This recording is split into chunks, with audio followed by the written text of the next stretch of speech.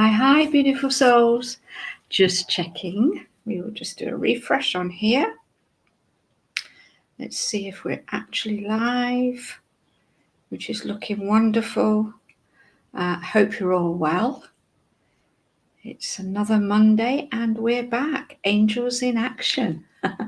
My name's Susie Antara and welcome. If you've not been before, then I hope you'll stay with us and enjoy this hour or two with myself and Larkin on this our YouTube channel. You can also find us through Facebook as well, should that be where you are. If for some reason you have come through either YouTube or Facebook and you need to give StreamYard permission to allow us to see your lovely comments with your names. So looking forward to getting started. Welcome everybody. Larkin will be joining us as soon as she can. As always on a Monday afternoon, she's dealing with her rescue animals. And it's always such a blessing, isn't it, that we can look after our animals in that way. There's so many out there now in great need. So yes, here we are. And while we're waiting for Larkin, I thought I would share my journey with crystals. Crystals are some of my favourite. Well, they are one of my most favourite. I don't like to refer to them as tools, but they certainly can be a tool to help you on your journey through your spiritual growth and development. They can help you to connect to the subtle energies and energy vibrations that surround us. And I'm sure, as you can see, this side behind me here, my lovely little family of crystal skulls. And yeah, I just love them. They are part of my family now. That's how I see them. That's how I resonate with them. And I love being a keeper of crystals. I don't say that I own them. I don't say that I refer to them as mine, but you know, you come to understand when you work with crystals that you are in fact just a keeper of their beautiful energy and vibration. And when they come to you, and I learned that lesson, if we want to call it a lesson, very early on in life when I was working with crystals, that I would buy them and they would either disappear or I'd have this sudden intuitive feeling that I needed to gift them to somebody. So they didn't always stay with me, which was at the beginning. I just sort of felt, oh, that's... Hi, Kim, lovely to see you. Thanks for popping in, Angel. Just waiting on Larkin to join us. And in the meantime, I'm just going to share a little bit about crystals. And if you're a crystal lover or you've got a question about crystals, just pop it in the comments and let's see where we go with it. So my journey with crystals began I say very soon after, but I don't really in truth know. Afternoon, Robin, welcome. Thanks for joining us. Looking forward to today's Monday session with Angels in Action. And I'm just sharing about crystals. So my journey began with crystals after my husband passed away to the world of spirit. He was 38, I was 34. And I don't know how soon after, where I was, what I was doing, but I remember connecting with this beautiful lady. And I can't recall her name. I can't recall where we connected, how we connected. I just remember this lovely conversation with this lovely lady. And I've ever since described her as being an earth angel. That's the only way I can describe her, for the simple fact that I can't recall anything else other than how she looked. And she would have been about 5'11", 6 foot maybe. She had the most gorgeous long brown hair, most beautiful brown eyes, and just felt very, very compassionate. And at that point in time as well, other than most of my angelic experiences that I'd had, I didn't really know much about angels and the energy of angels, etc. So I simply accepted the fact that I'd met this beautiful lady, had this wonderful conversation with her, and she gave me a rose quartz heart. And she said to me, rose quartz is a beautiful crystal to work with when in times of grief and sorrow and sadness. So she explained how it worked. And again, at that time, my knowledge was was non-existent really with regards to crystals. So I accepted what she told me, and she said, just carry it around with you when you're really feeling sensitive, emotional, need to feel its strength, just hold it against your heart, sleep with it under your pillow. So of course, rather than being very skeptical about it, I for some reason sort of intuitively knew that it was the right thing to do. So that's what I did. So I remember sleeping with this beautiful crystal underneath my pillow. And the next thing that I was inspired to do was to go for a crystal therapy session. Now, here where I live in Hull, we're talking 30 years ago now, spirituality, other than spiritual churches, spirituality, crystal shops, holistic therapies, that sort of thing, were almost, I would say, non-existent. There was very, very, very few people around that were interested and practiced, shall we say. So at first it was a little bit challenging finding a crystal therapist, but I was guided to find one, and I went for a therapy treatment. And again, I went with a completely open mind. I'm very blessed that I think that I'm that type of personality naturally anyway. So I went for this therapy session, and she popped me on the couch under a lovely warm snuggly blanket, pulled some blinds down, so the room was complete, apart from a light that she left switched on at that point, was dark. And so she explained what was going to happen with the crystals and how she would be placing them on or around my body, and just to lay and enjoy the experience. And I remember feeling such a sense of comfort and being held and warmth. And there were certain times when I felt something on my body, but nothing. But then in other parts, nothing. And I know she'd explained she was going to place one on each of the chakra points, and we'll go into that a little bit more shortly. And then she popped a blindfold across my eyes, and that was it. And I laid there, and I felt very warm, very comforted. And then very slowly, I started to see colours. And now I understand what those colours were, but they went from like red to orange to yellow to pink to blue to a beautiful purple. And then at one point, there was just the whole room just glowed with this golden light. And I genuinely thought she'd opened the blinds and the sun was shining through. It was that beautiful, this golden light. And it just felt so warming. And of course, when the session finished and I was sat talking to her, she hadn't opened the blinds at all. The room was still dark when she took the blindfold off me, and then she slowly switched the light on so I could adjust to the lighting and everything. And it was just incredible. And that started me on my journey with crystals. And I have lots of lovely other stories that I can tell around that as well. But they certainly are. I started working with a lady called Melody. If you're a crystal lover, you may have come across her books. She started out as a geologist, so she, I guess, had a sort of more scientific background. And then she learned by working with the crystals as she was finding them in the earth and everything. She started to discover their vibrational energies. So she moved into working with crystals. And she's written some lovely books. One is called Love is in the Earth. Melody has now transitioned to the spiritual realm, where I'm sure one day I will be blessed and feel her connection and tune in with her. But that's something else I want to do. But yes, so if you're interested, look out for her books. I'm sure they can still be found.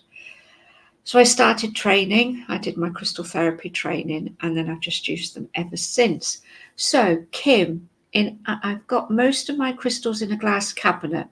So my question is, there any you shouldn't place together? For me personally, no, absolutely not. They can all be together as much as you want. Yeah, they just will vibrate with their own little energies. But no, for me, there isn't a crystal that you can't sit. I mean, I've got rose quartz, a beautiful jasper. I've got clear quartz here. I've got some more clear quartz down there. I've got this beautiful one up here. Unfortunately, I can't remember what it is. It was a gift, and it was an unusual name. And you know, when you wish you'd written it down and then haven't. So, oh. She's now tumbled down onto the floor. Okay, we'll pick her up in a minute, no worries. But no, I don't believe yet you can. The only thing, there is certain crystals that, because of the minerals that are within them, you have to just be aware of what those minerals are. So some crystals have quite a lot of copper in them. There are other, I've got one tiny crystal which isn't here, and again, I can't remember its name, but I remember when I was given it, I was told to keep it in a little box so that it didn't get handled a lot, because apparently one of the minerals within this crystal supposedly was cyanide. So, but I've since learned that it's so minute, and that it's not that. It would only be if you put it in water that it could leach into the water. So yeah, so there are some crystals that it's worth looking at their geology, their mineral content, just to check to see whether or not they're suitable for use in water, mainly, is the way I would say that. But in terms of storage and keeping them together, no, absolutely not. I went to, again, another beautiful story, at the time that I was working with crystals and studying my courses. One of my big questions was, how am I going to remember all the names? And as I've just proven with the lovely angel who's just decided to float to the floor, how do I remember every name of the crystals? You can't. It's not possible. There are thousands of crystals out there, and to remember them all would take, I don't know, a brain like a computer maybe. But yeah, so I was struggling with this, because I was worrying that with my course, I wouldn't remember all my crystal names, and how would I know when to use the right ones? And all of these questions came to mind. And I'd gone away to Glastonbury for a weekend, spending my time down there. Hi, Leona, welcome. Thank you to you as well. The lovely Dublin. And yeah, I went to Glastonbury. Hi, Mel, welcome. Lovely to see you. We're just having a chat around crystals at the moment. And I met this beautiful lady. She was a friend of the owner of the bed and breakfast I was staying in, and she'd come for a visit. So we got chatting, and it turned out she was lovely, and her husband was a crystal therapist. So she invited me to their cottage to meet him, which I thought was, very lovely of her. So the next day we went off to meet her husband, arrived at the cottage, and it's just the energy that just reverberated around it and from it before you even walked up to the door was just amazing. It's beautiful. And as I walked in the door, my eyes just didn't know where to look, didn't know where to turn, because every surface was covered in crystals. Windowsills, shelves, tables, chairs. And when he took me into his therapy room, there wasn't an inch of space that didn't have a crystal on it. So, of course, we had an amazing conversation about crystals. But when I asked him about when I explained to him about my concerns about my crystal learning, he said, I don't know all the names of my crystals. I mean, he had a chaise lounge where there was just all these crystals sat on there. And he said, those on there, he said, the ones that I work with the most when I'm working with clients. He said, but I don't know the names of every one of them. He said, I just use my intuition to guide me to which ones I need to work with that particular person. And from that day on, I just was so more settled around working with crystals. So if that's something that's of a concern to you, don't worry if you don't know all the names. If it feels right and the energy's flowing and you've got a good connection, then that's the crystal you're meant to be holding, having, working with. So let me just have a look here with Leona. Of course, Angel. Yeah, we will send you some healing. When Larkin joins us, I'll see, perhaps we can do a little healing session together for you. But most definitely, I will add you to my healing list and sending you lots of love to help you through this particular time. And if you're somebody that's interested in crystals, I would suggest working with rose quartz at this time if you've got family issues going on, because it's a beautiful crystal. And if you've got people who don't necessarily resonate with crystals or have a belief in them, then using a rose quartz is a very gentle energy. And you can introduce crystals into the home in so many different ways. You know, that crystal there that was an angel shape, my lovely skulls, you know, if you've got a family member or a friend who's really struggling with something and you want to help them and you think a crystal might do that, just find a little crystal ornament, something that it's carved into. And that way you can gift it as an ornament, and the fact that it's a crystal will be sort of secondary to them, but important for you because you'll know why you're gifting it and sending it in that way. So if this, Leona, if I could ask, is there a particular thing that you could share regarding health? And I could perhaps then maybe look to see if I can recommend a crystal that could be used to help you with this. I mean, I can give an example. My eldest son really doesn't believe in what I do. He calls it woo-woo, and, you know, he just thinks it's all a bit witchified and stuff like that. But he's happy to, I guess, just be a little bit open. He listens. And I remember one particular time, when he was younger, he was complaining a lot of really bad headaches. And I was like, well, come on, let's try some crystals for your headaches. And he's like, no, not doing that. So I was like, okay, well, that's fine. But, you know, I just maybe will help there. So what I did was I popped a black tourmaline crystal, and I've still got it even now. And I popped this crystal on his windowsill, which was, his bed was facing his window. So I popped it on his windowsill behind the curtain. And as boys are, they don't, you know, necessarily draw the curtains that much, do they? And after about 2 days, I just sort of said to him, I said, how's your head these days? How's your headaches? And he went, oh, he said, I don't think I've had one for a couple of days.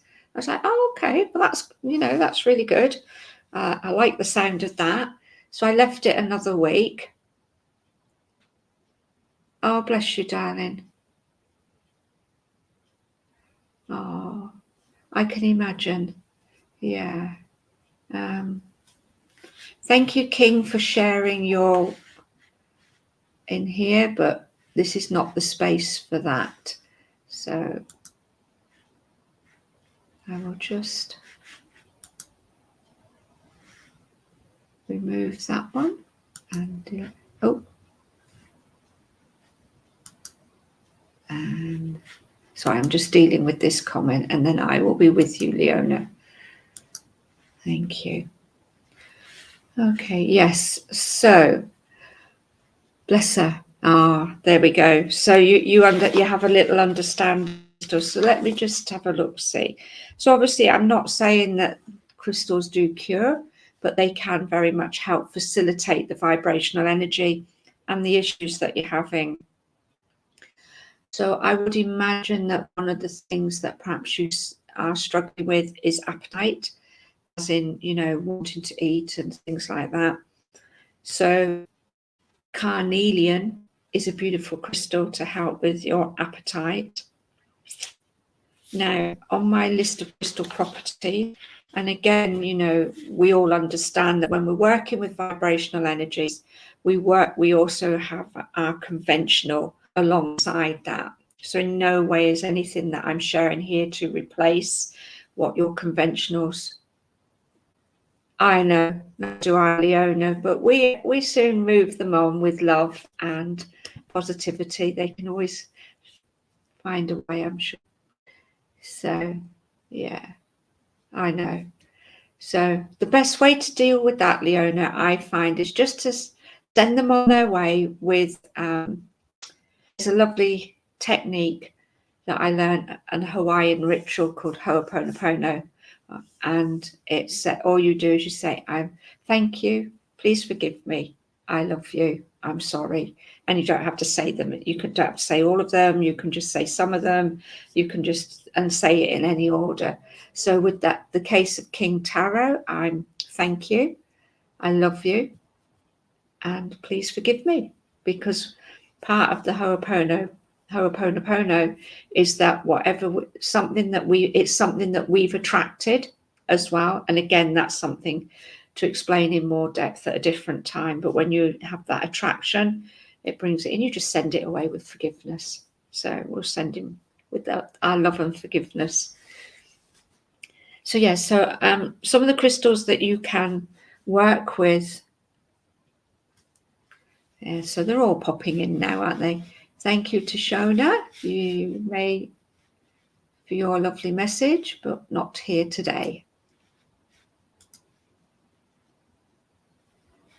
And then we'll delete her. There we go. Should any of these be bothering you guys, just send them, just block and delete them. I've hide that comment. There we go. So where were we? We're with Leona. Yeah. So coming back to you, Leona, some of the crystals that you can work with for what's going on for you health-wise at the moment are amethyst, carnelian, which we've already mentioned, citrine, selenite, malachite, fluorite, and peridot, and one called bronzite. So, and they are said to help with those that are having healing health issues with cancer. So I'm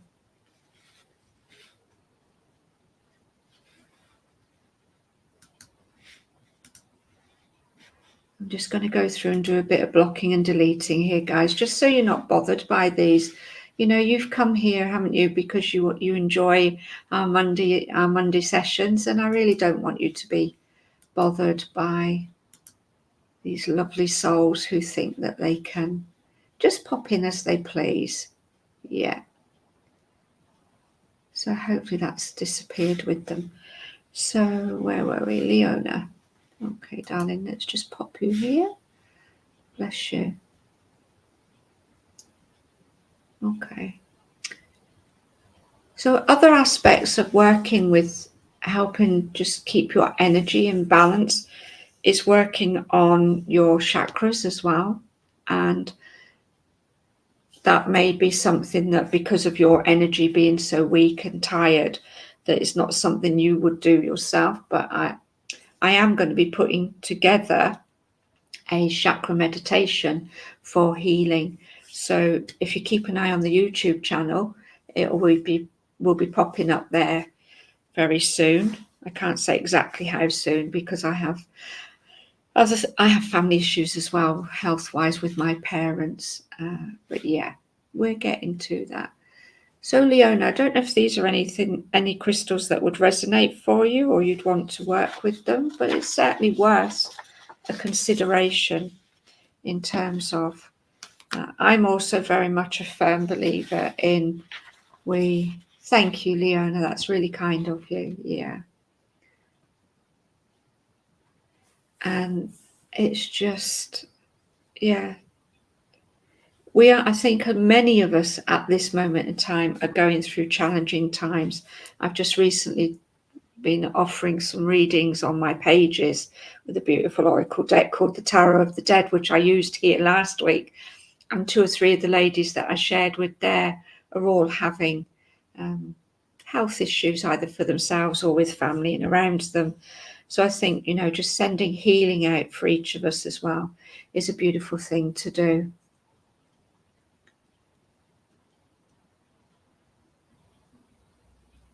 Sometimes, honestly, Leona, sometimes that's the way it happens. We can go through life I didn't ever think of crystals or even think about working with them, as I said, until this lovely earth angel gifted me a rose quartz, and that started my journey with them. I do believe that they come and they come to us when we need them. They find their way to us. So now that you're open to working with them, connecting with them, you may well find that you'll start receiving gifts of crystals or finding ways to start working with them. Isn't it interesting that I was drawn, because when I was setting up the recording for today, and I was thinking, well, I know Larkin doesn't always get to arrive with us when we start because of her rescues, that what could I talk about? And I just thought, I can talk about crystals because they are something that I love, and I do believe that in their own way, they can help us with our vibrational energy. They can help bring a resonance to our energy, and they can help us find what I felt they did for me when I started working with crystals was they started to open up other doors that led me down different directions, and that in that respect I then found myself on a different path. Right, Haley and Cal Nixon, I'm not quite sure what you want to know, but we're not really in that energy frame here. So thank you very much for coming in. But we're going to just take these away because I am not feeling the energy of love coming from this comment. Okay, so Mel. Okay, yeah, beautiful crystals. It's hard, when you work with crystals, it's like which ones to choose, but you will find over time that you will begin to resonate with particular ones that become your favorites.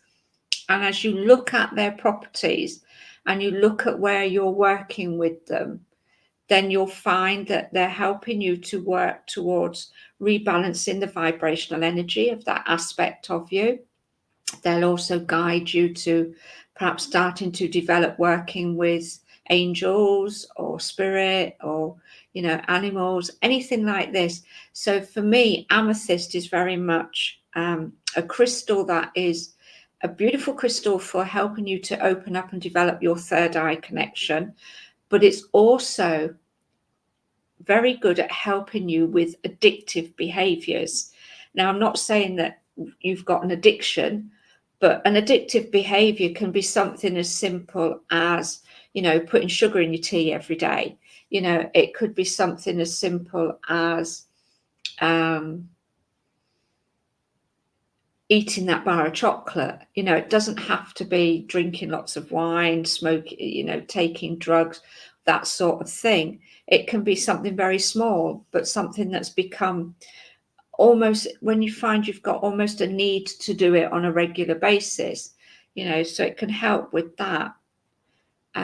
Rose quartz, obviously, as I've just mentioned, is very much, for me, a great crystal to help deal with emotions, to help bring balance to emotions when you're feeling sad, down.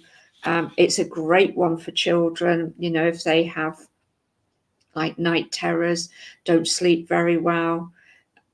I introduced rose quartz to a friend whose baby wouldn't settle on an evening. and she popped a rose quartz crystal on the windowsill in the baby's nursery.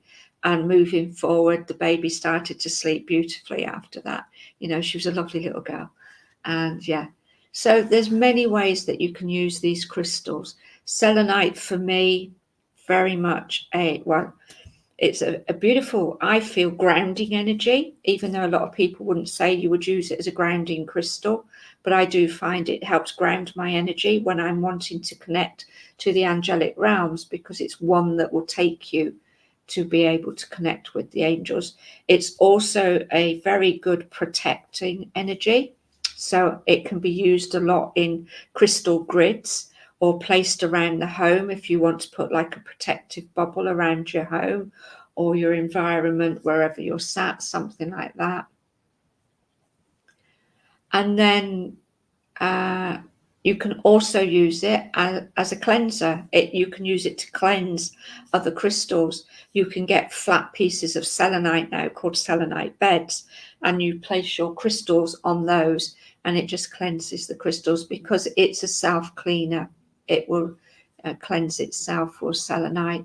So beautiful. Let's see, Leona. Okay, is it bad luck to buy your own crystals? Nope, not bad luck at all. Nope.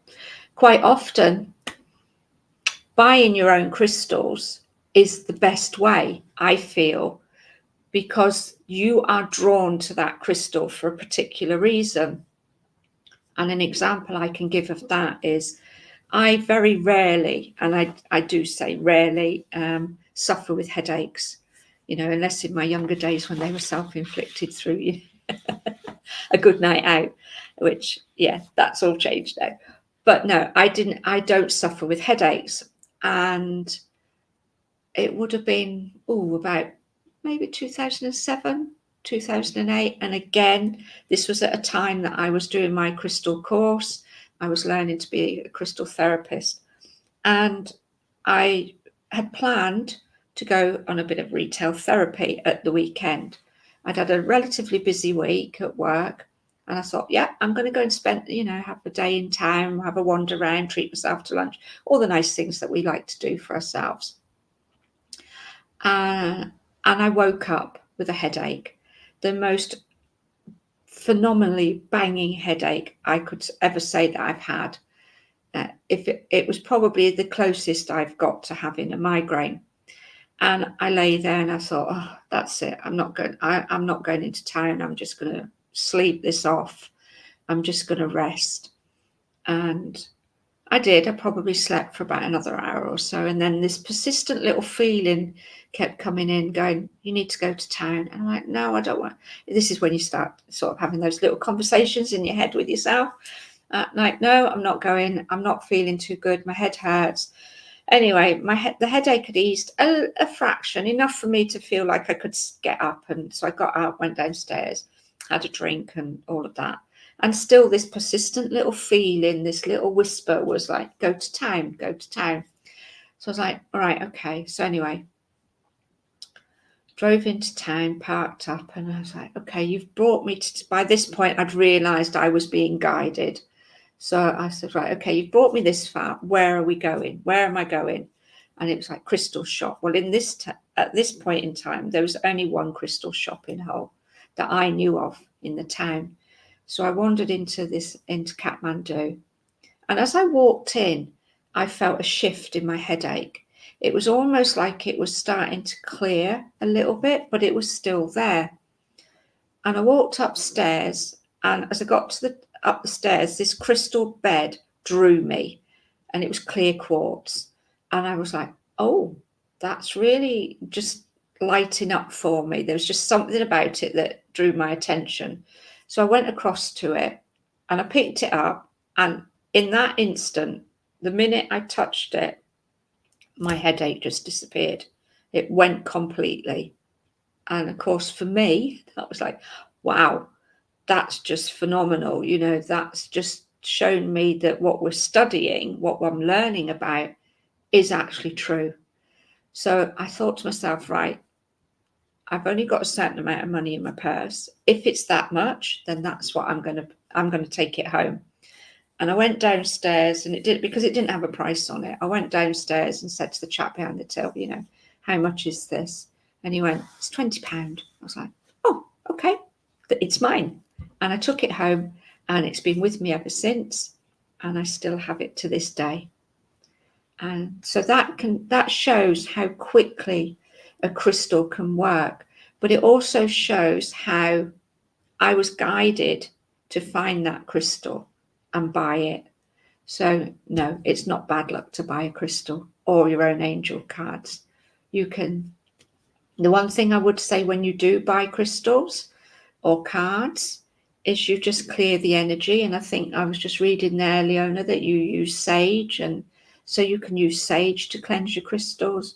You can use water, you can use candle smoke, you can use angel essences, you can use aromatherapy sprays. There's all sorts of ways to cleanse and clear your crystals before you use them.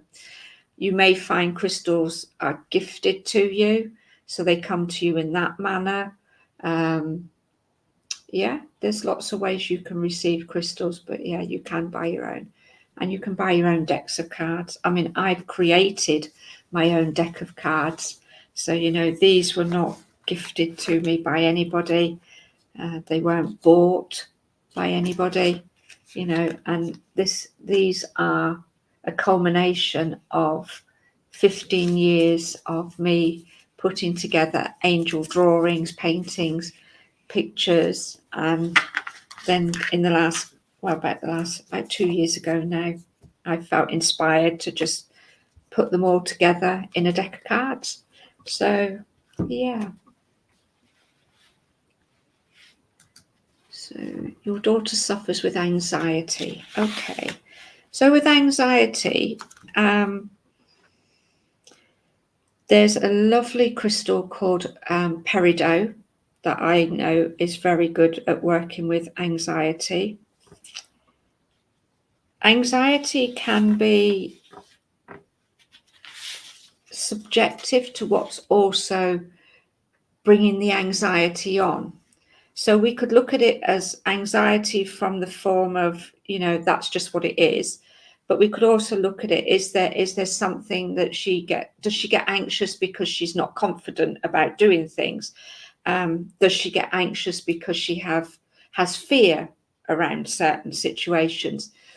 So for anxiety, and I've got a lovely list here of crystals that we can use. So some of the anxiety crystals that you can use are aquamarine, green aventurine, malachite, blue calcite, green calcite, orange calcite, citrine, moss agate, labradorite, and rhodonite.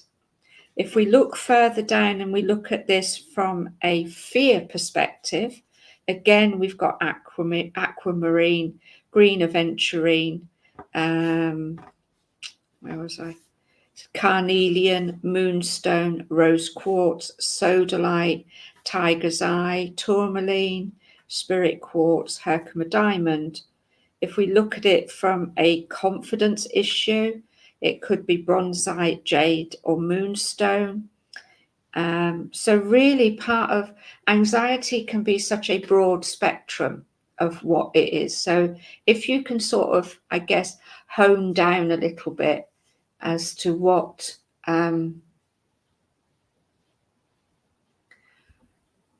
causes the anxiety, then we could perhaps be a little bit more specific. But even so, with that list in mind, I would say, which ones are you intuitively guided to? You know, what ones make you feel that they could be beneficial, and then work with those. And we determine a lot, we trust a lot in our vibrational energy to help connect us with crystals and our intuition.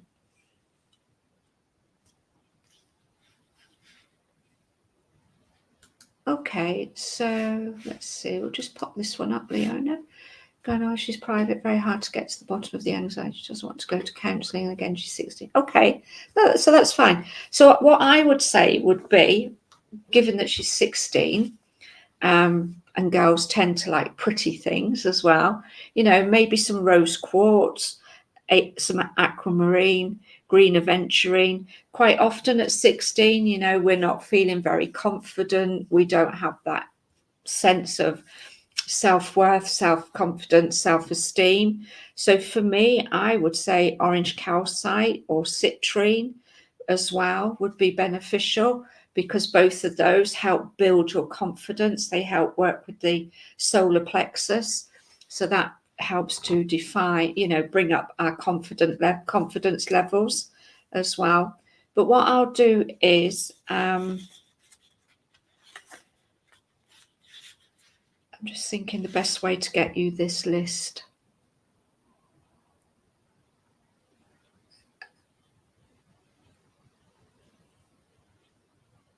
Oh, that's wonderful, Leona. So you've got somebody, you know, close to you anyway, who you can chat to and have a word, have a discussion around crystals and cards, etc. So it's lovely when you've got somebody within the family to help you with that as well. Let's just pop this one up. Your other children have a best for them against medication. Okay, yeah. I mean, as I said earlier, you know, as holistic therapists, it's not our role to diagnose and treat, make assumptions about what treatments are needed. I'm very much a firm believer in that we work with our energy field. When we start working with our energy field, it brings that energy vibration into balance, you know, and crystals and other vibrational energies, medicines, treatments, therapies can all be beneficial. And obviously, you know, there may come a point where you have to do the conventional route just to help ease, but then you can still use the holistic alongside that.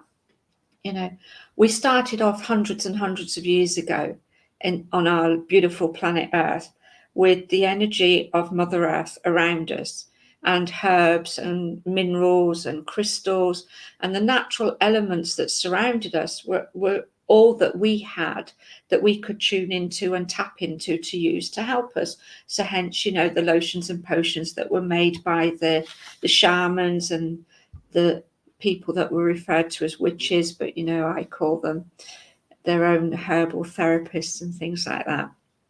So that's all we had.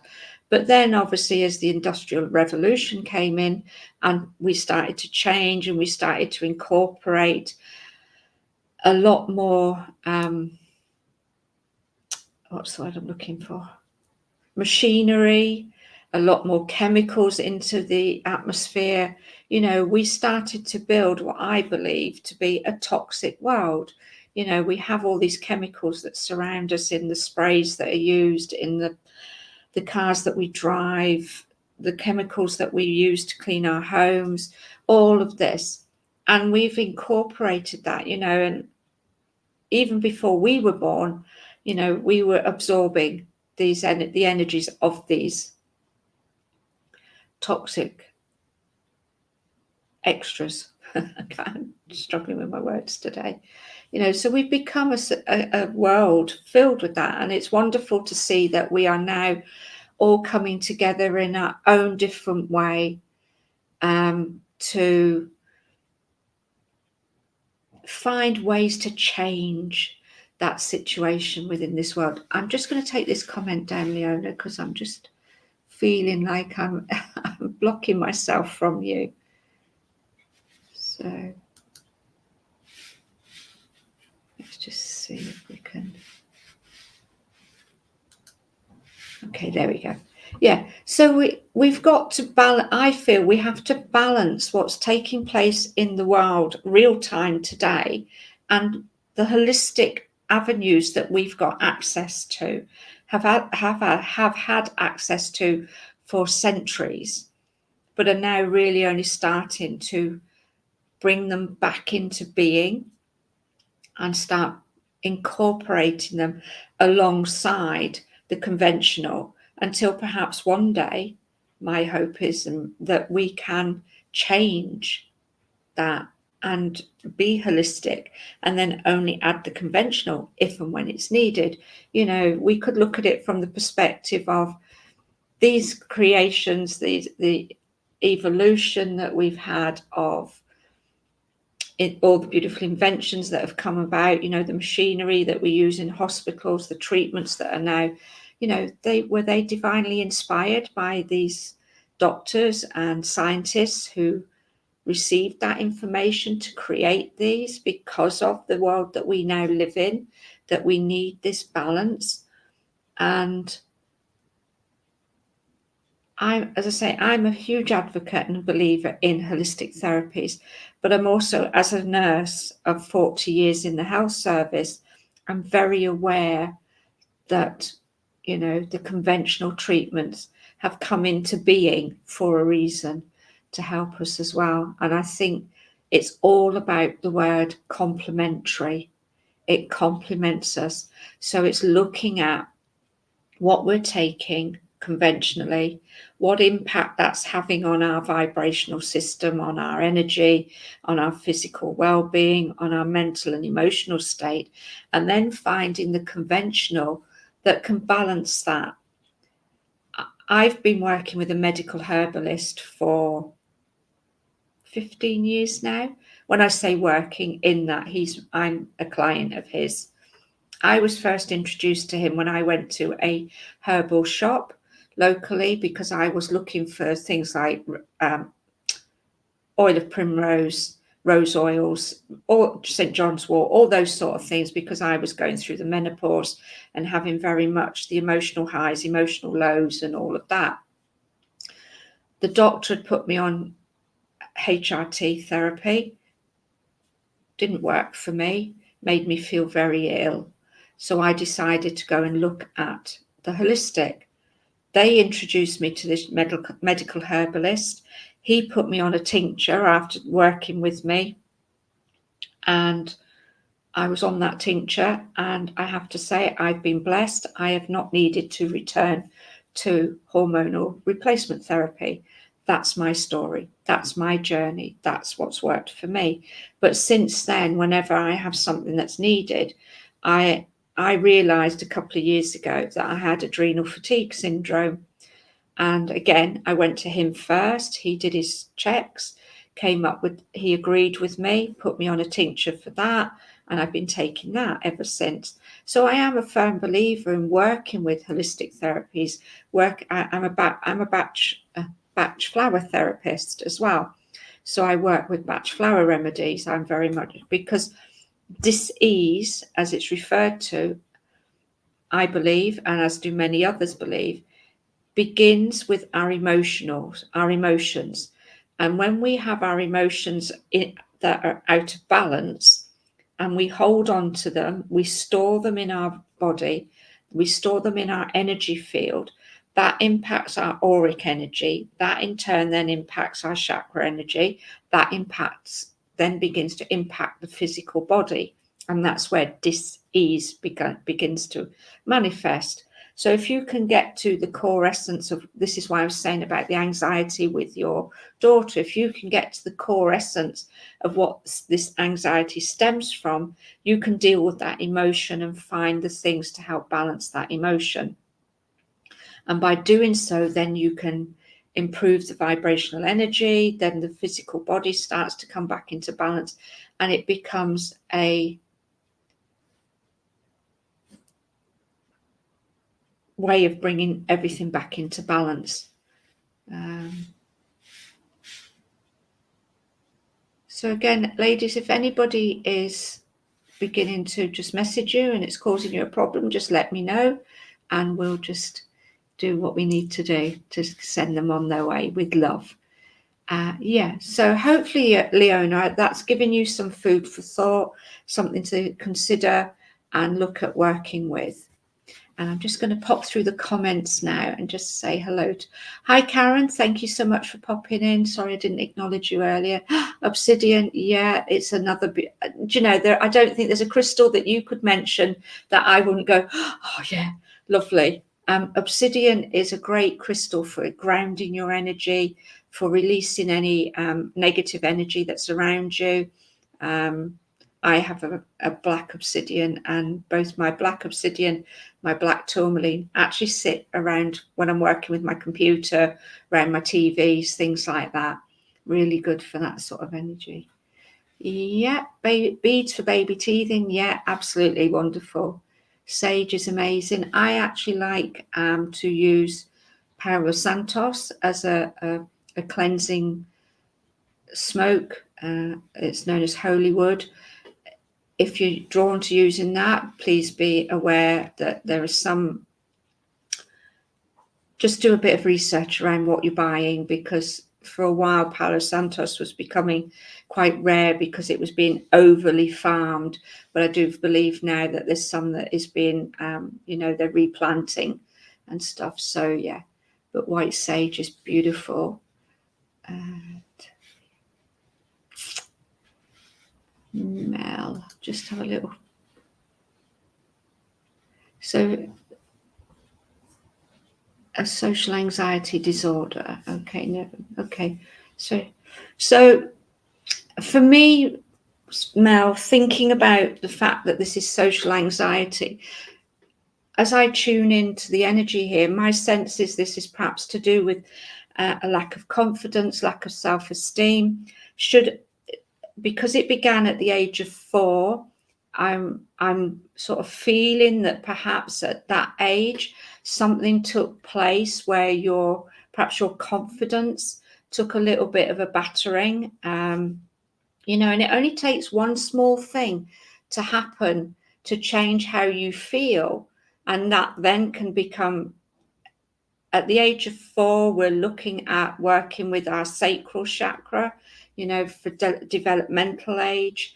And, if it becomes caught up in that energy and then it gets stuck there and it's never shifted, then it just evolves and grows with us as we grow older as well.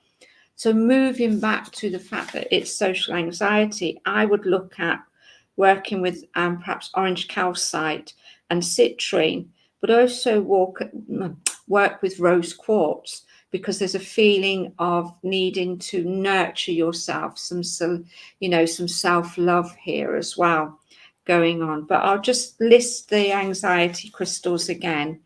So you have aquamarine, green aventurine, malachite, blue calcite, green calcite, orange calcite, citrine, moss agate, labradorite, and rhodonite. With confidence, we're looking at bronzite, jade, and moonstone. But I also feel I'm drawn to ones for the lack of courage as well. And with that, we've got aquamarine again, bloodstone, we've got carnelian again. I do love my carnelian. Garnet, jade, tiger's eye, hematite, rhodochrosite, turquoise. So there is a lot that we could look at here. And I'm thinking that what I would do is, I would make this a PDF document and I will pop it in my group, Angels and Intuitive Connection. So if you'd like to gain access to it, then just come and become a member of the group, and there's lots of other documents in there as well that you'll have access to. I'm just having a look at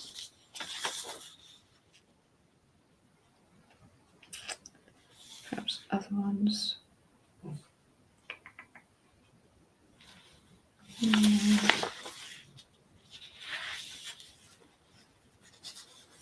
See, I'm also feeling I'm drawn to emotional imbalance as well around this area. So I would think amethyst, aquamarine again, so aquamarine is coming across through the anxiety, to the lack of courage, to the emotional imbalance. So perhaps aquamarine here could be a possibility of one that you could work with. Green aventurine, where was I?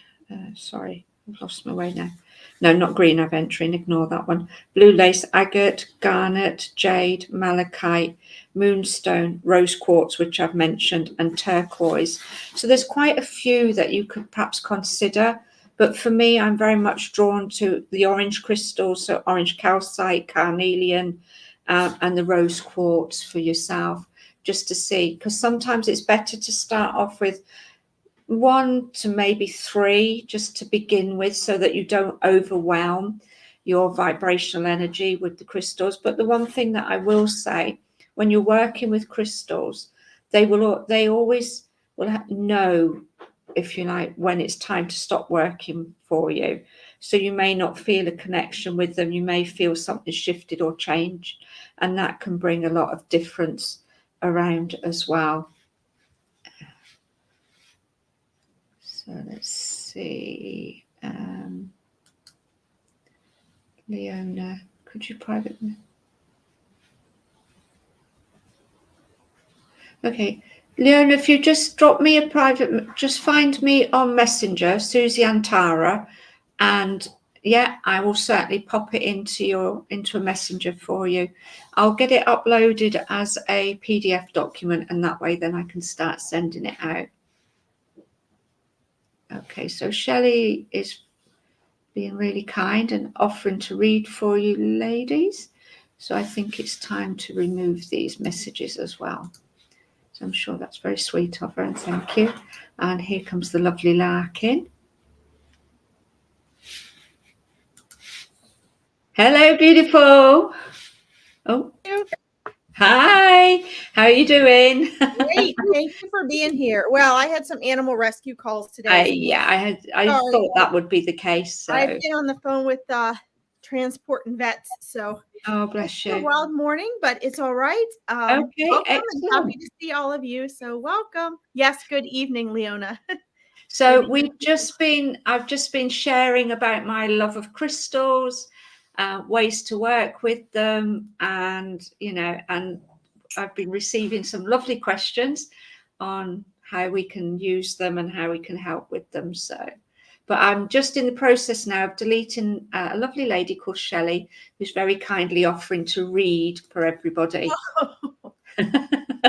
So, well, for others like her, I delight in taking screenshots of those lovely people, and I actually post and share them once I report and block them. Okay, well, so, okay. Yes. Wonderful. So I hope you enjoyed your time with us, Shelley. Yes. Wonderful. Look at all these wonderful people here. We have Melly. I'm sorry, Melly.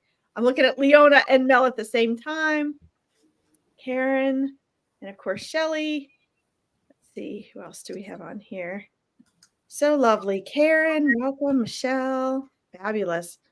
Well, guys, you might not be able to, it's still daylight here for us. It's only 1 p.m. You can see the sun coming in. I know, lucky you. Well, it hasn't been, it's been cold and rainy. So I love that we have this variety, Susie, that we can both bring from around the world. Absolutely. Yeah. All of our wonderful listeners. Right, I'm just going to do a quick. That's wonderful. Oh, obsidian. Did I yeah, you guys remember when I was some of you a few weeks ago, when Susie and I were talking about crystals, I was sharing about the woman that gave me the obsidian necklace with the cat that would not stay on my body. Oh, that's right, yes. I still have that necklace in a little box. It just didn't want to it just didn't want to be on me. But that is one of the ways that when we in the Awakening Your Intuition program that's going to be starting in March, it's actually a 12-week course. We will talk about and answer those questions in the Awakening Your Intuition group. But that I have, you guys can find that on my Facebook page. But we will actually be going into a whole section where we're talking about crystals and that. And one of the ways that I have found fun to develop and practice intuitive abilities as well, and just enhance your sensitivities, is just with objects, and crystals are a fun way. A lot of people like to do that. I'll do it with anything, even like this lighter. But crystals, they're so alive with conscious energy that that's a great way to just start to enhance and practice your own sensitivities. That each one has its own personality, right? And its own frequency, and not just the type of crystal. You don't even have to use crystals, you can use rocks. But that was something that was really awakened in me during my shamanic training was, we had to go inside the rock. I've shared with you guys, and like get to know the whole world inside of the rock and the rock itself. And you can do the same thing with your crystals. Really get to know them. Susie and I have mentioned how when you hold them in your hand for a long period of time, like you'll notice it almost right away, but as weeks, months, or years go by, that crystal or even that rock will actually start to form to fit your hand. You'll find just the comfortable way. It's crazy, right? Because you think, oh, it's already formed, it can't do that. But just try it. Take a rock or a crystal and hold it every day. I had a rose quartz that when I used to be, I told you guys last week, when I would get on to do readings, paid readings, I would be a nervous wreck.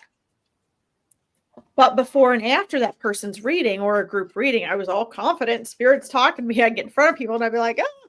So what I noticed was when I held the rose quartz, I felt confident. Now, maybe it was just psychological, but I felt more confident. And so I went through a few months where I always held a rose quartz in my hand, or I kept it in my pocket and I put my hand around it. And it was amazing because that quartz started to form to my hand. And it's funny, it wouldn't fit as perfectly in anyone else's hand, but it formed perfectly to mine. So you may or may not see a change in the shape. And it sounds like I'm going against the laws of physics here, but just try it. It's something really fun and magical that I have experienced with crystals and rocks. So anyway, continue with wherever you were. Oh, that's fine. I was just you arrived perfectly, actually, because I was just paused for the fact that I was having to send this lovely lady on with love. That's perfect. Well, I wasn't sure if you were on or not because I didn't see you on any of my feed, and I thought, well, I'm just going to be surprised. Right, okay. Ready for anything. Facebook's a funny thing at the moment, isn't it? Trying to show up where we all are. It is. It is. Stuff. It is. Hi, Kim. Welcome. Yeah, it's such one of the things that did pop up at the beginning was one or two people having like health and family issues. So I thought maybe towards the end we could finish off with just a little healing circle to send out healing energy, because obviously I have my own family issues going on at the moment as well. So that's funny because I put the angel therapy cards on top of my pile today, and I was actually envisioning doing something like that. And so does anybody have any more questions on crystals? Oh,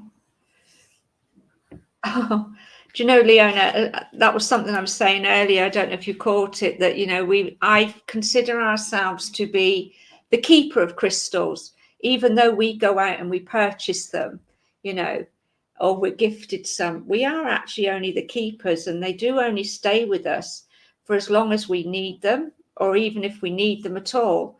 So the fact that you feel you've lost them, it's probably that they've moved on to somebody else who needs the energy of them more than you do at this time.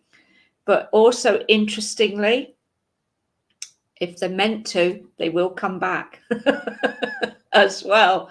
I have one particular crystal that just disappears every so often, and it can be weeks, months, or even a year or so before and I have no idea where it goes or where it reappears from, but it reappears, and it's a lovely tiny little piece of moonstone.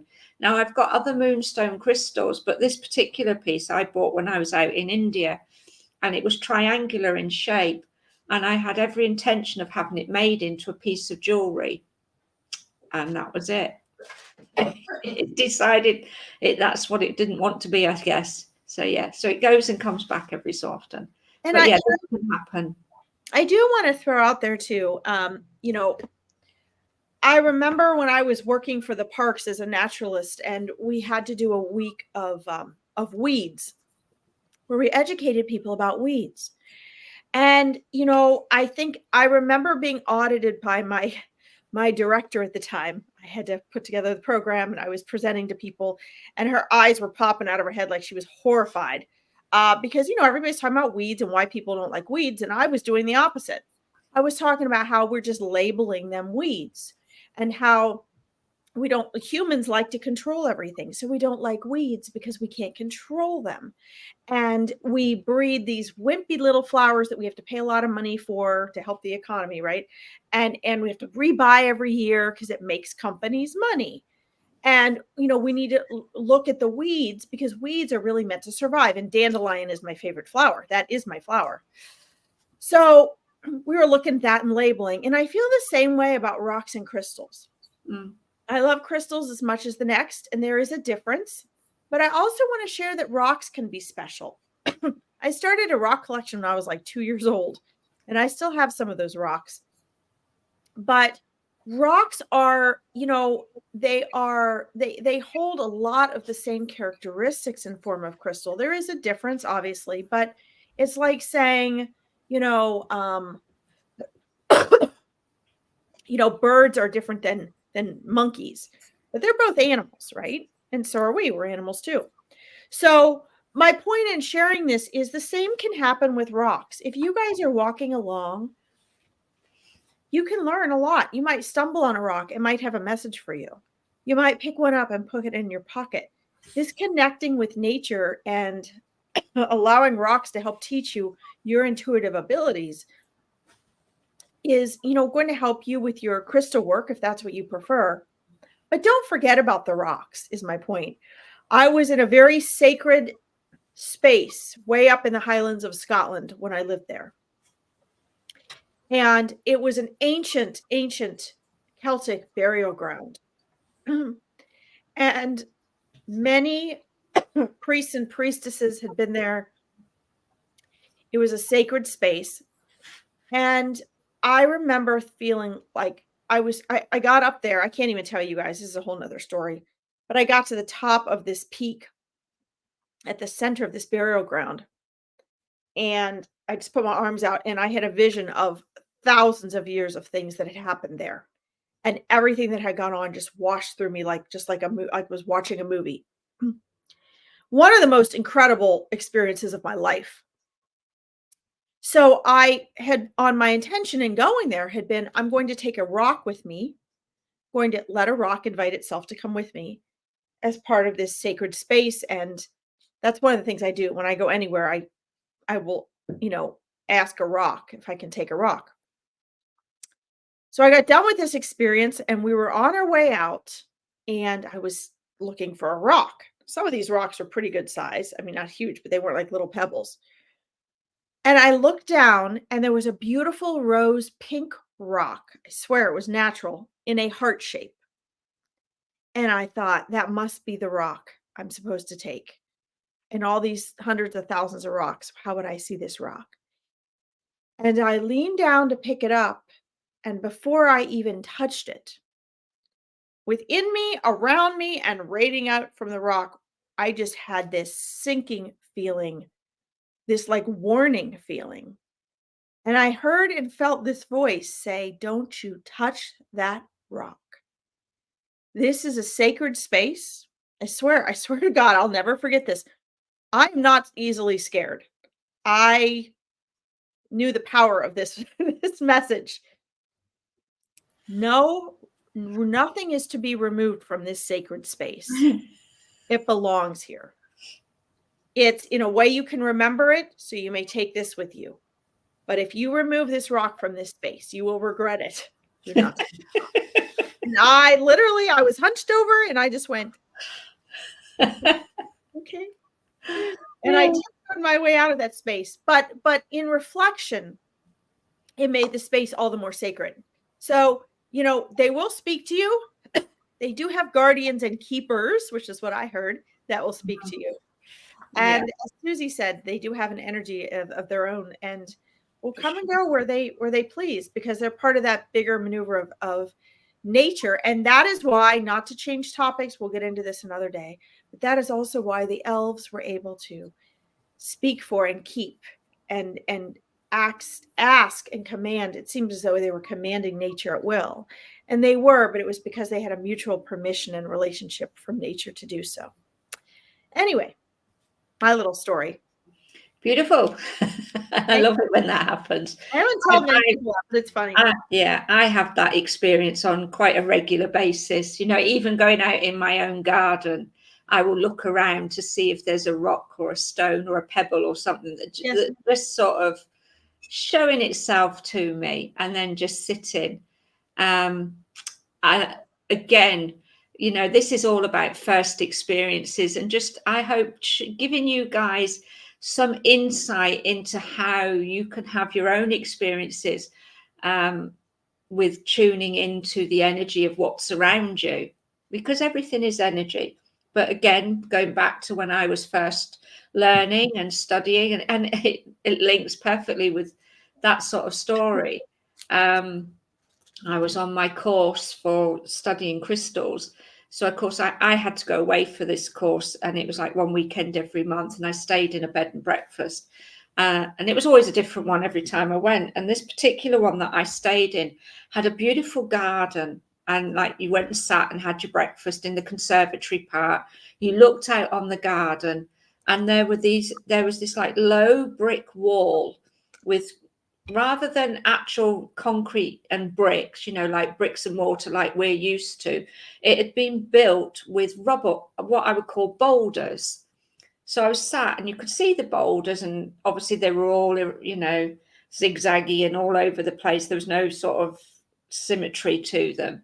And I was just sat looking at them.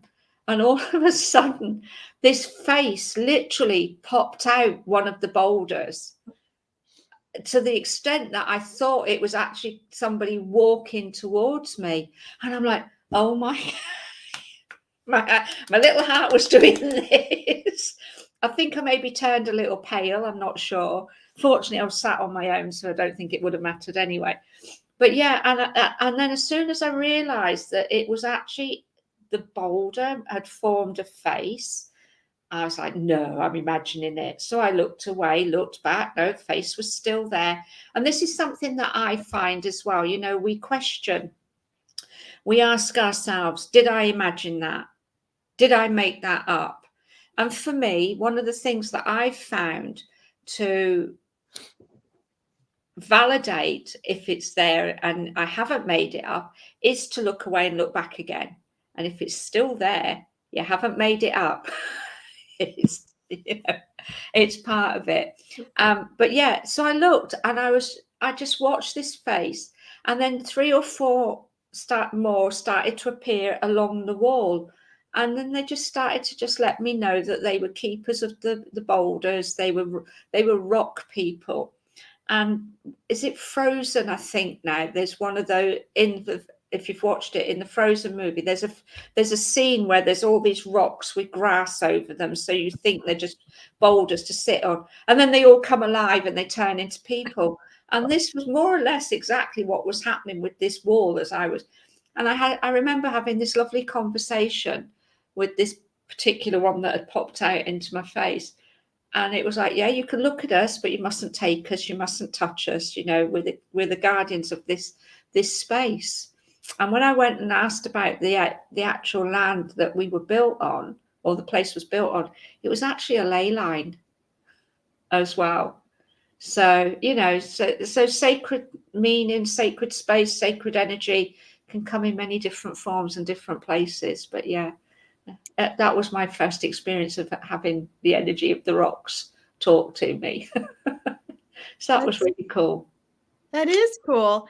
Kim has a great question, but I wanted to just share, I love Jim's comment where he said, you know, lovely story about rocks, energy, everything is all energy. I just want to remind everybody of that. Everything is energy. We're all made of the same stuff. angels, spirit guides, money, paper money, rocks, plants. We're just energy vibrating at a different frequency and at a different vibration, but all energy is conscious. So don't forget that, my friends. Beautiful. Most definitely. I mean, one of the things, like you, when I go out places and I walk around, particularly if I'm on a beach, I'm always in tune with the rocks and the pebbles and the sand and everything that's around me. And I can guarantee every time I walk a beach, I find a rock that's in the shape of a heart. And I have got a picture that I took of one, and it was a big heart, and it had a long trail of seaweed coming off it. So Love it. for me, it just shows that when you're walking somewhere, when you're honoring where you're walking, be it because you're honoring yourself and your own energy, and you're just really putting your peace and tranquility into that moment, the universe will respond. It will show you something that will remind you that you are loved. And I think that's beautiful as well.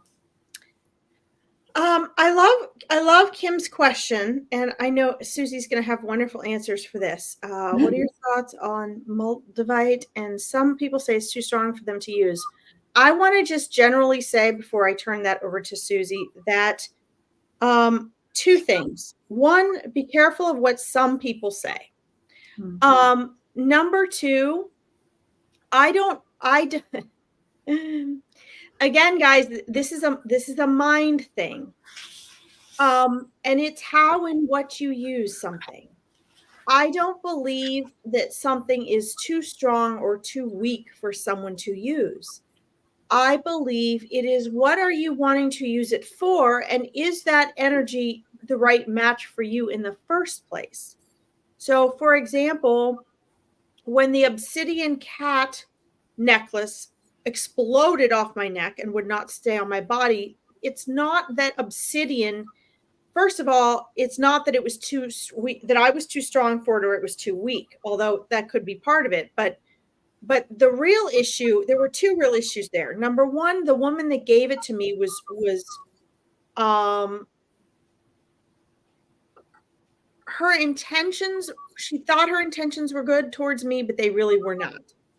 She was attempting to be controlling over me and wanted me to be a follower of hers and follow all of her advice. So part of the reason that necklace would not stay on me is the context of which it was given.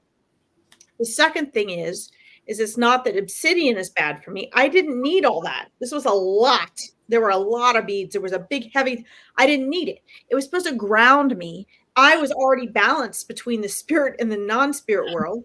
And it just was like weighting me down. And so my energy was like, whoop, nope. Yeah, So part of this is trusting your intuition. You're going to be drawn or repulsed by what you need and don't need anyway. So, so what? If maybe someone thinks it was too strong for them, why do they think that? Maybe it made them uncomfortable because it was balancing out an energy that they needed. Maybe they were using it for something they shouldn't have been using it for. Maybe the Moldavite was telling them, you don't need me for this, or don't use me for this. So just keep in tune with the fact that oftentimes we will make assumptions, but maybe the crystal is, or the rock is trying to give us a message. Maybe ourselves, our own energy is saying, please don't use this in that way. And this is part of we can give you answers. Anyone can give you outside answers. But what we're encouraging you to do here is also you find out for yourself. What is it really trying to tell you? What was the Moldavite trying to tell that particular person? That's a really good question to bring up conversation with. It is. It's a brilliant question. And I absolutely 100% agree with everything Larkin has just said. Again, my journey with crystals, I can share a story around this one as well. And I think sometimes stories are a great way to answer a question and also show how things go, how things work. So we're going to stay with the fact that I was learning and I was studying crystal therapy and training. So all of these crystal experiences came into my life quite quickly in the 2 or 3 years that I was studying and training. And Moldavite was a big one, because one of the things we were taught was you can't work with Moldavite until you've become experienced with working with crystals. You can't work with Moldavite because it's a really powerful crystal. The reason that they gave that this was so is because, I don't know if you're aware, but Moldavite is actually from a meteor that landed on the Russian plains, that it can only be found in this certain area of Russian plains. Are you wearing Moldavite? My piece of Moldavite's away at a jeweler's at the moment, being put into a piece of jewelry. From an asteroid. Yeah. So it fell on the Russian plains. It's scattered all over, and it is for me, it's a beautiful crystal. If I'm not even sure we can call it crystal, because it's actually glass. It's glass that is formed from this asteroid when it exploded and landed on the Earth. So when you look at a piece of Moldavite, when you look, you can see through it. It is translucent, but it's a beautiful green color. So the reason they gave was because it came from outer space. It has that energy of extraterrestrial energy. And this is what made it so powerful. And this is why only certain people could work with Moldavite, because their vibrational energy had to be at the level that it would connect to the extraterrestrial energy. So you can imagine young, naive, learning about crystals. I'm like, oh my God, I can't possibly work with Moldavite. And I won't say it made me fearful, but it made me cautious. It made me wary. So I, for a long time, avoided Moldavite. And then I went into a crystal shop in Glastonbury. Absolutely love Glastonbury. For those of you who don't live in the UK, it's a place down south, and it's very, very spiritual. It's close to Stonehenge, and it's just got lots of lovely energy, and it's filled with, well, it used to be filled with crystal shops and everything, but I digress. So anyway, I walked into this particular crystal shop, and the big glass cabinet right in the forefront of the shop was filled with Moldavite. So you imagine, I've been taught that Moldavite is a really high vibrational energy crystal. I can't possibly work with it because it's for extraterrestrial and it has this high vibrational power. And I walk into a shop where the first counter that I come across is completely filled from head to toe with Moldavite. What do you think I did? I walked up to that cabinet, I looked in it, and I picked 2 pieces. Because in that moment, I knew that everything that had been fed to me was their belief system, not mine. And I've had that, well, I've lost one piece. Well, I say lost. One piece has removed itself from my presence, but the one piece that I have got is now with a jeweler at the moment, being set in a piece of jewelry, because I plan on wearing it very soon. But I've had that piece of Moldavite now for probably 20 years, and I love it. It has a very loving, gentle, for me, loving, gentle energy. I enjoy wearing it. I enjoy carrying it around with me. But you also, as Larkin says, you have to remember it's the intention that you set, that you have to work with it, that brings forward the energy and the vibrational change that's going to take place. So if your intent is to just wear it as a piece of jewelry and be happy wearing it like that, then that's how you're going to wear it. That's how it's going to be with you.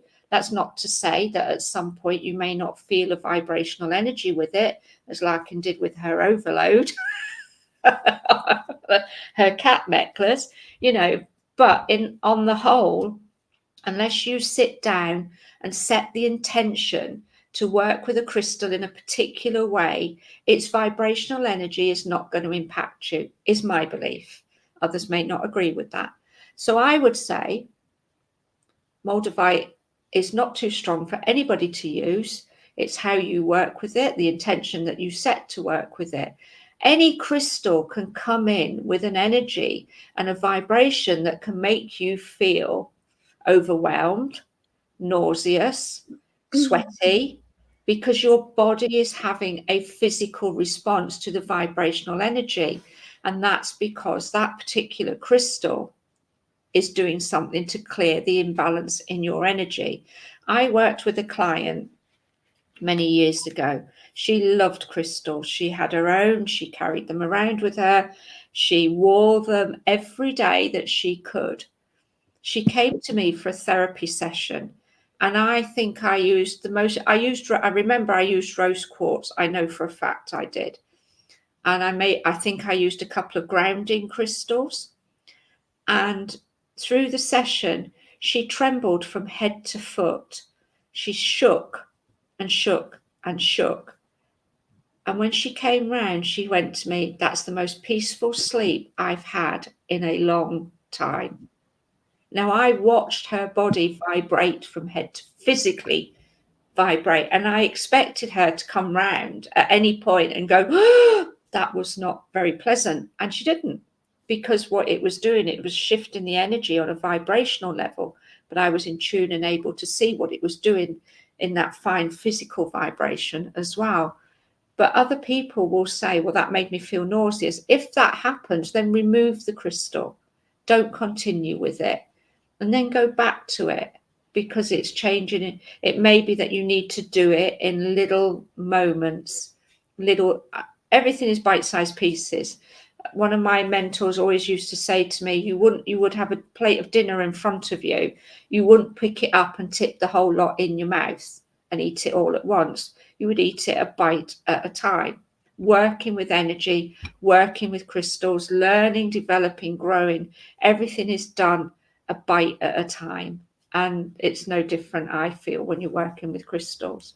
So hopefully between us, we've answered your Moldavite question, Kim. I'm going to post this one, but she also made a longer comment. I just didn't post up here because it blocks part of the screen. But thank you, Susie. I once did a crystal workshop, and approximately 20 pieces of clear quartz were placed in front of me. And something I quickly found out, it enhances what you feel. Oh, absolutely. I was tired, so could hardly keep awake. Yeah, Definitely. that comment. So yeah, absolutely. Yeah. This is what we're talking about. Get to know these crystals, get to know the rocks, enhance your own abilities by working with them. You're so spot on. I mean, the clear quartz crystal is said to be the master crystal. It's said to be the one that enhances, it acts like a battery charger. So it's said to enhance the vibration of energy of anything, not just crystals, but anything that you put together with it. So that is the one caveat that I would say when I'm working with people and I'm working with clients and I'm sharing, that if you're drawn to clear quartz, then you're drawn to it and you're going to work with it. I'm not saying you shouldn't. I'm just sort of saying, be aware that it can amplify energy, and it can also clear energy very, very quickly. As I said, I don't know if you were here when you heard my story earlier about the clear quartz bed that I found in a shop, which cleared my headache the minute I picked it up. So it is very good at that as well. But yeah, it's just with any crystal, just be aware. Just, if you want, test the waters. But remember, it won't really, I won't say it won't, that's not the right word. It's about the intention that you set to work with the crystal. But having said that, crystals will also find you and do the work anyway, even though you may not have set the intent to that. And I think before we get on to Eve's reading, I see you would like a reading. I too just want to say too, as Susie said, you guys can just go to a little shop and walk around and just, without, if you don't have them already, without having to buy them all, just feel and see what energies resonate. Some people, like Susie was talking about clear quartz, but I also love rose quartz and amethyst, and there's several other different kinds that are a little softer. I like to call them the mutts of crystal, because it's the same thing with dogs, right? You get a German Shepherd, a Doberman, or a Border Collie, you're going to have a very strong, specific personality that you're going to have to deal with that energy. If with crystals, you don't have to deal with the energy. As Susie said, this is very hard to explain, but the more you guys work with it, the more you'll understand. It's going to kind of give and reflect what you need and what your intentions are. But by the mutts of crystals, I mean, it's kind of a little softer edge off of it. You know, when you pick up a rose quartz, for example, it's still going to energize. It's still going to give energy.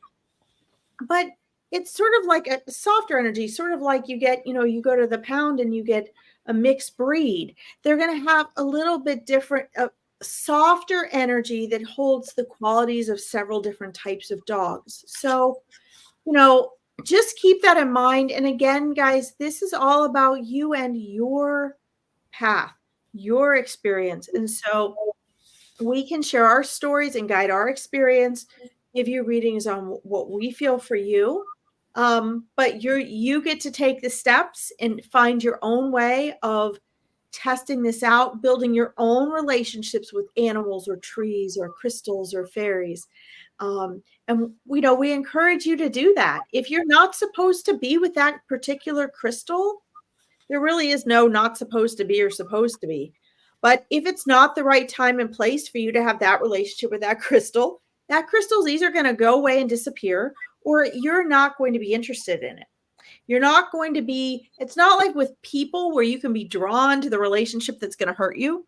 Crystals are not like that. If you need a crystal, want to work with it, you will be drawn to it and it to you. If it's not the right time for you to work with, or that's not the crystal you need, you're not going to be interested in it. Okay, kind of the opposite of bad relationships, right? Absolutely. Yeah, fabulous. So wonderful. Yeah. All so right. I'm just going to pop, before we go on to the readings, I'm Yes. just going to pop this one back up, if you don't mind, with Kim. Sure. So what would you suggest to increase energy, get rid of fatigue, please? So again, this comes back to what I was saying earlier to Leona. We can look at that overall, when in reality, we need to dive a little deeper to find out what is causing this fatigue. What is it that's happening? When do you feel the most drained? From an energetic imbalance, my feelings around this are, when we are draining our energy for whatever reason that may be, it's potentially because we're not fully grounded in our own energy vibration. So my suggestion there would be to look at balancing the chakra energy, look at getting yourself grounded or earthed, however you refer to it. So if we're looking at our grounding energy, we're looking at keeping that in balance. Then we're looking at crystals such as tourmaline, labradorite. What's my agates can be quite good. Red agates.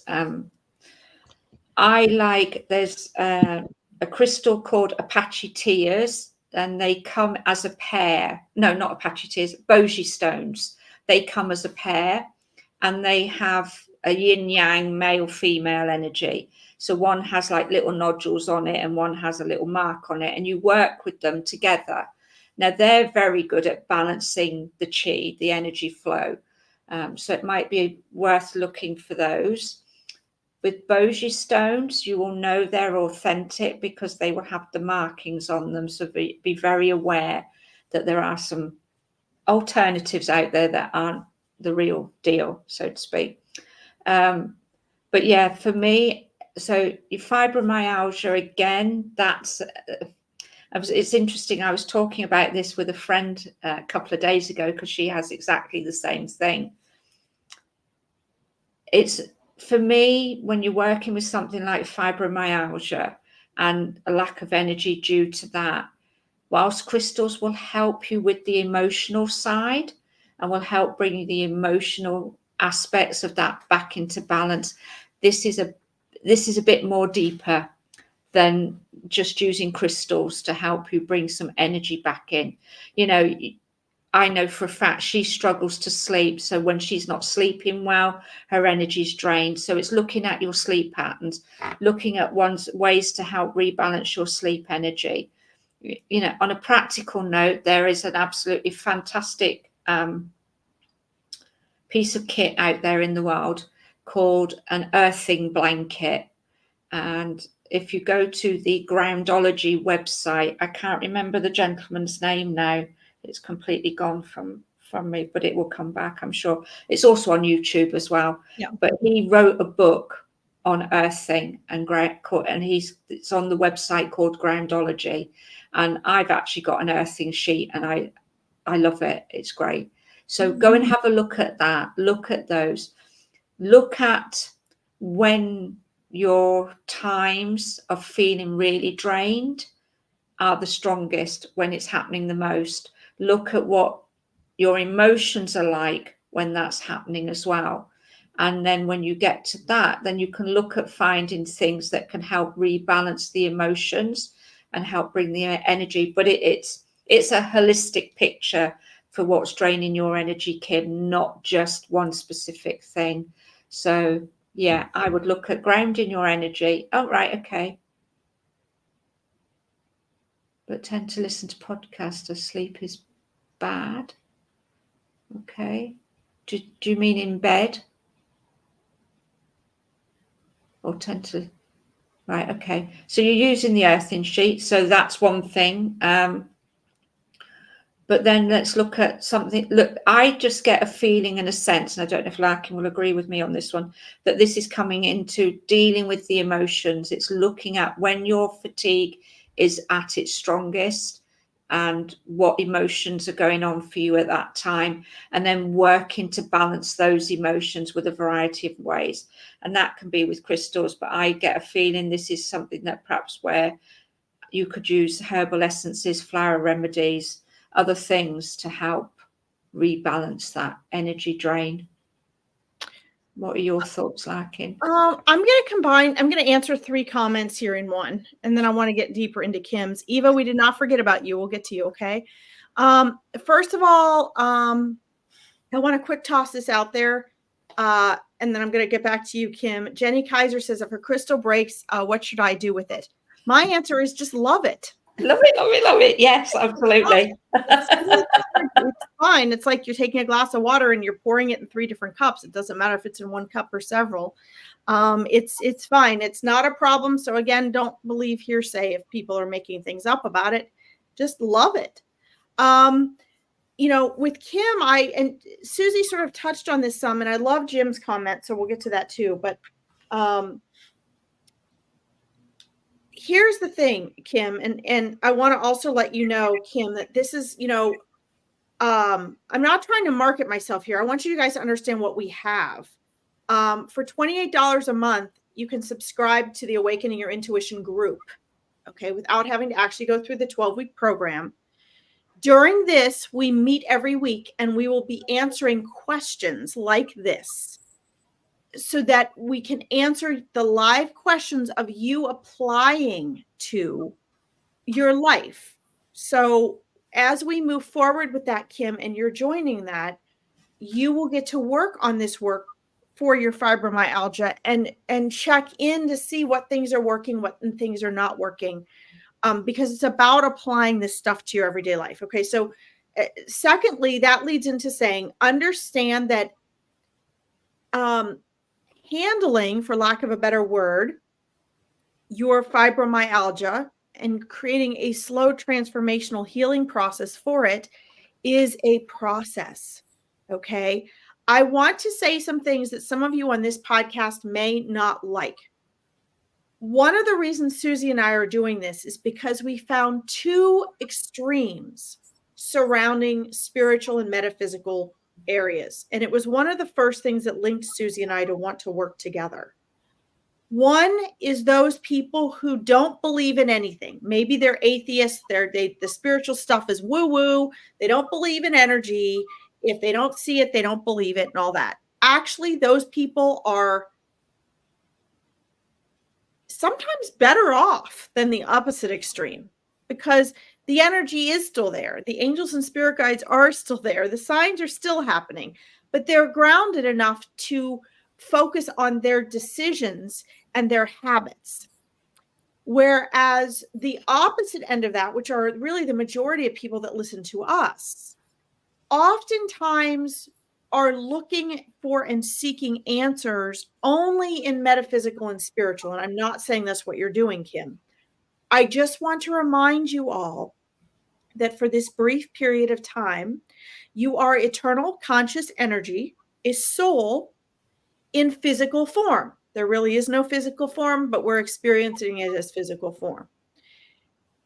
One of the things that I have found in going through graduate school in psychology, doing counseling and therapy for years, then being a reader and doing this, and being a life coach for over 15 years, I have found that we all find ways we're always looking for answers, solutions to our problems, but we also have a tendency to avoid the aspects that we need to work on the most. And again, I'm not saying you're doing this, Kim. You're giving me a platform to share this. So what I find a lot of times in my psychic medium groups, not my coaching groups, but my psychic medium groups and pages, is that people are looking to crystals or angels or spirit guides or, chakra, whatever, in order to fix their physical problems. And what I want to remind you is, again, one of the reasons Susie and I are doing this, it is a balance. At some point, there's a mindset work that is at play in everything you do because you are human. I have found that those that have fibromyalgia somehow have stored some sort of mental, emotional, or physical trauma or stress and anxiety in their body, whether they are conscious of it and remember it or not. It's the mind and the body. If you don't believe me, check Dr. Joe Dispenza. I've been teaching his work for years. And it comes out in a lot of forms, such as like different forms of arthritis, fibromyalgia, a lot of joint or intestinal issues, or some other form of disease. So in balance, the crystals can help, the spirit work can help, the meditation can help, all of that. But a lot of what really will make an impact in drastic healing is some of our, in creating the not fun stuff, the down to earth habits, whether it be habits of thinking or feeling, or you might have to, at this point, Kim, and I know you are trying to do this, change some of our other physical habits as well. And sometimes it's the very things you think you can't do.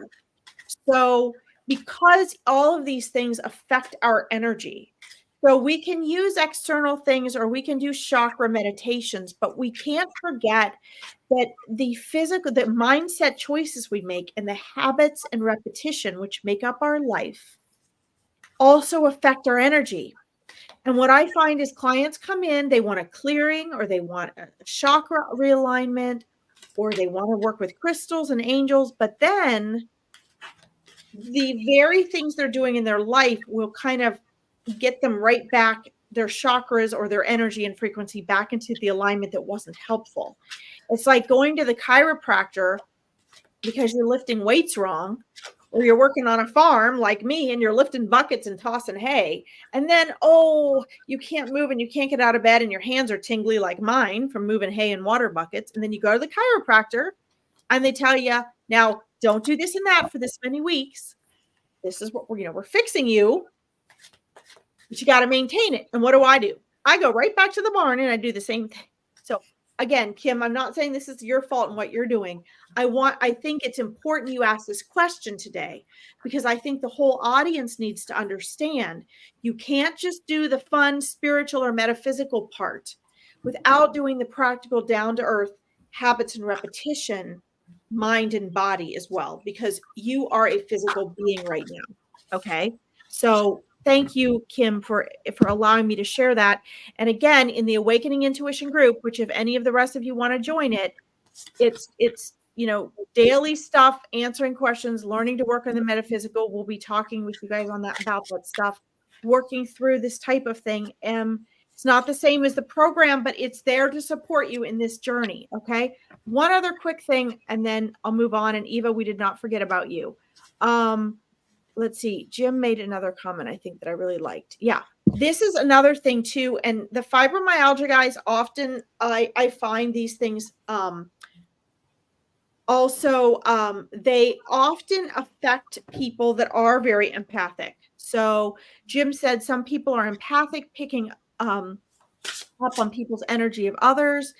It's good when they learn how to protect their energy. So, and this is a bigger topic too, we can talk about on a whole different day. But, like Kim, you are empathic. So a lot of times empathic people will seek more spiritual and metaphysical help or assistance, because that's more of a right brain thing, and it fits with them better. But when you are empathic, a lot of times you are picking up and processing, mind and the body, other people's programs. And so, like for me, I don't really protect myself anymore. We've talked about that. I do it from the inside out.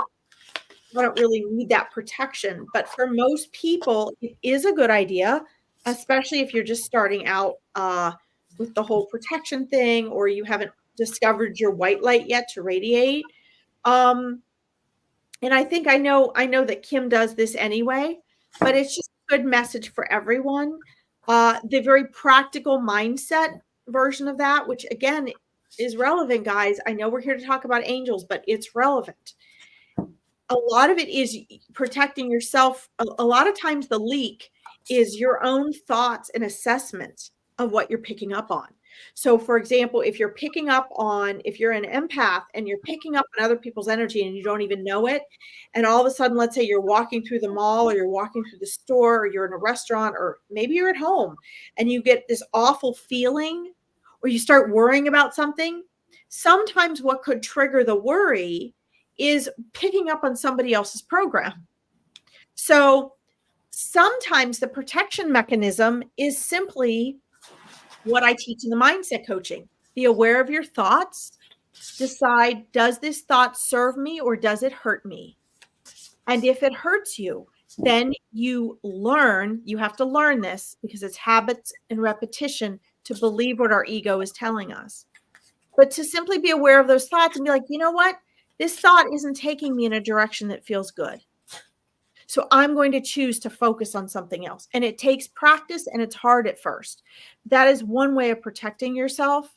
So like Leona was talking about turning towards crystals for inner guidance and that.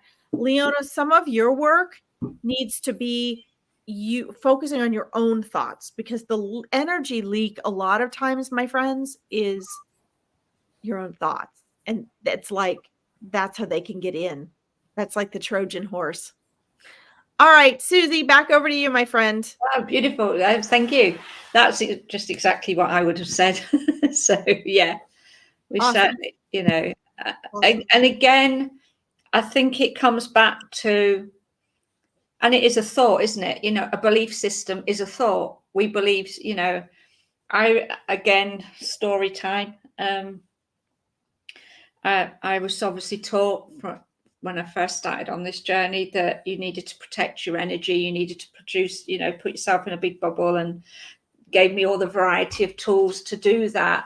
But even when I was doing it, for me, it wasn't that it didn't feel right, it just didn't feel necessary. It was almost as if I intuitively knew that my energy was already protected, and I trusted that. But then because of this, what my mentors, guides, teachers were telling me, I'm like, maybe I'm doing it wrong, maybe something's not right. And for a while I struggled with the practices because they didn't appear to be working for me, even though that's what I was being taught to do, Archangel Michael's cloak, a ball of mirrors, all of this. And it wasn't until I was sat one evening on my own in my bedroom and I was just like, I felt, I guess, frustrated with it all. And then this voice just was like, well, why, you do it naturally. You protect yourself because you trust that you're protected. And that for me in that moment was like, oh, that was my, I guess, light bulb moment of releasing the frustration, the need to try so hard to make it work, to just trust that it was working and that I was protecting my energy, and that, because I even went into the opposite direction of thinking, well, if I'm not feeling other people's energies, perhaps I'm not empathic, perhaps I'm not in tune, perhaps I don't know what, maybe I'm heartless, maybe I'm soulless, and it was all these thoughts that went through. And this is how the mind works, isn't it? It starts to make things up for you. And I was suddenly becoming this soulless, heartless being, and I'm like, but I'm not like that. I care, and so I went through a whole gamut of emotional stuff just around the fact that what appeared to not be working was in fact because it didn't need to work, because it was already there and I just had to trust it. Welcome, So Angelique. I think sometimes it's like you have to throw everything out to allow your own intuition to come in and just trust in what you know to be right for you.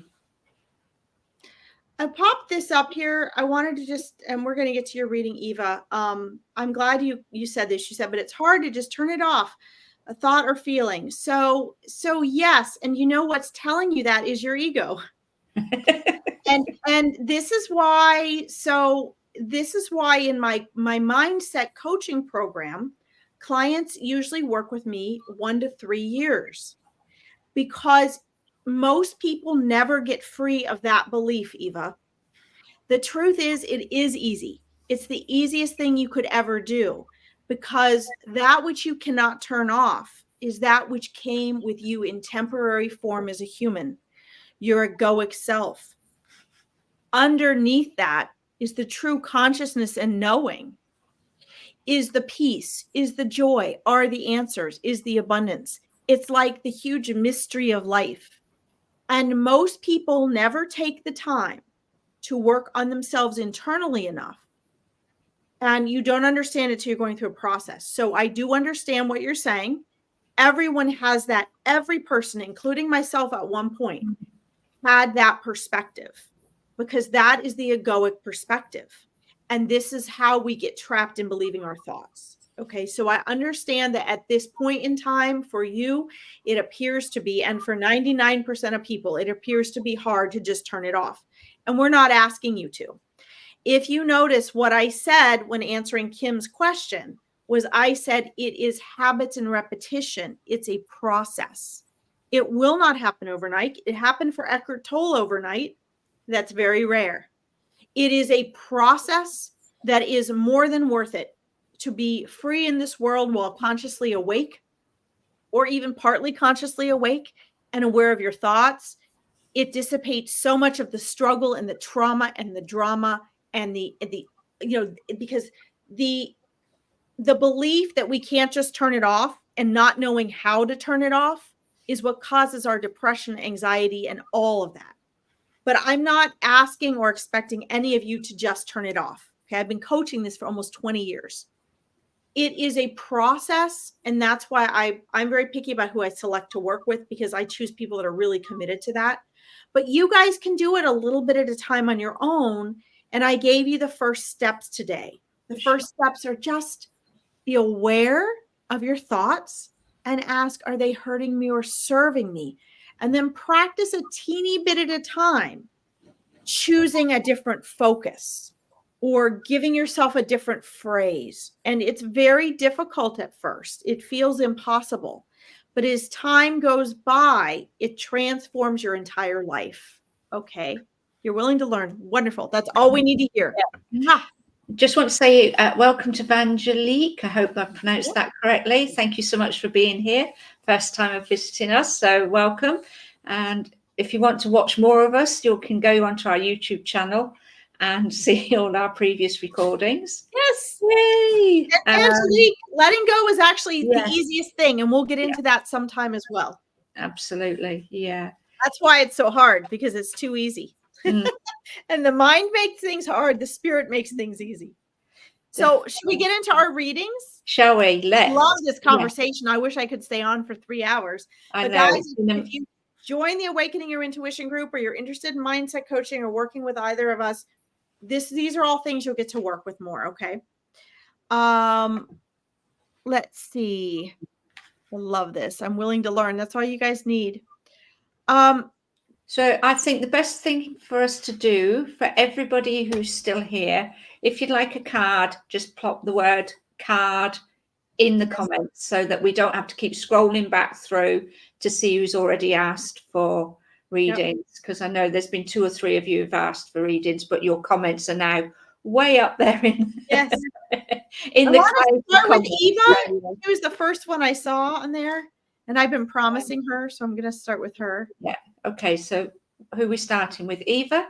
Yeah, let's start with Eva, and then everybody after that, we'll just go in order. Okay. Just pop Eva up on the, and then we'll come, I'll highlight the others while you're shuffling, and then we'll know where we're at, won't we? I'll put the little stars on. Eva's already up on the comment. Okay. And then we've got Vangelie, Kim, and Mel so far. Beautiful. Okay. Fantastic. So I have the angel therapy cards today because I thought we were going to need therapy cards.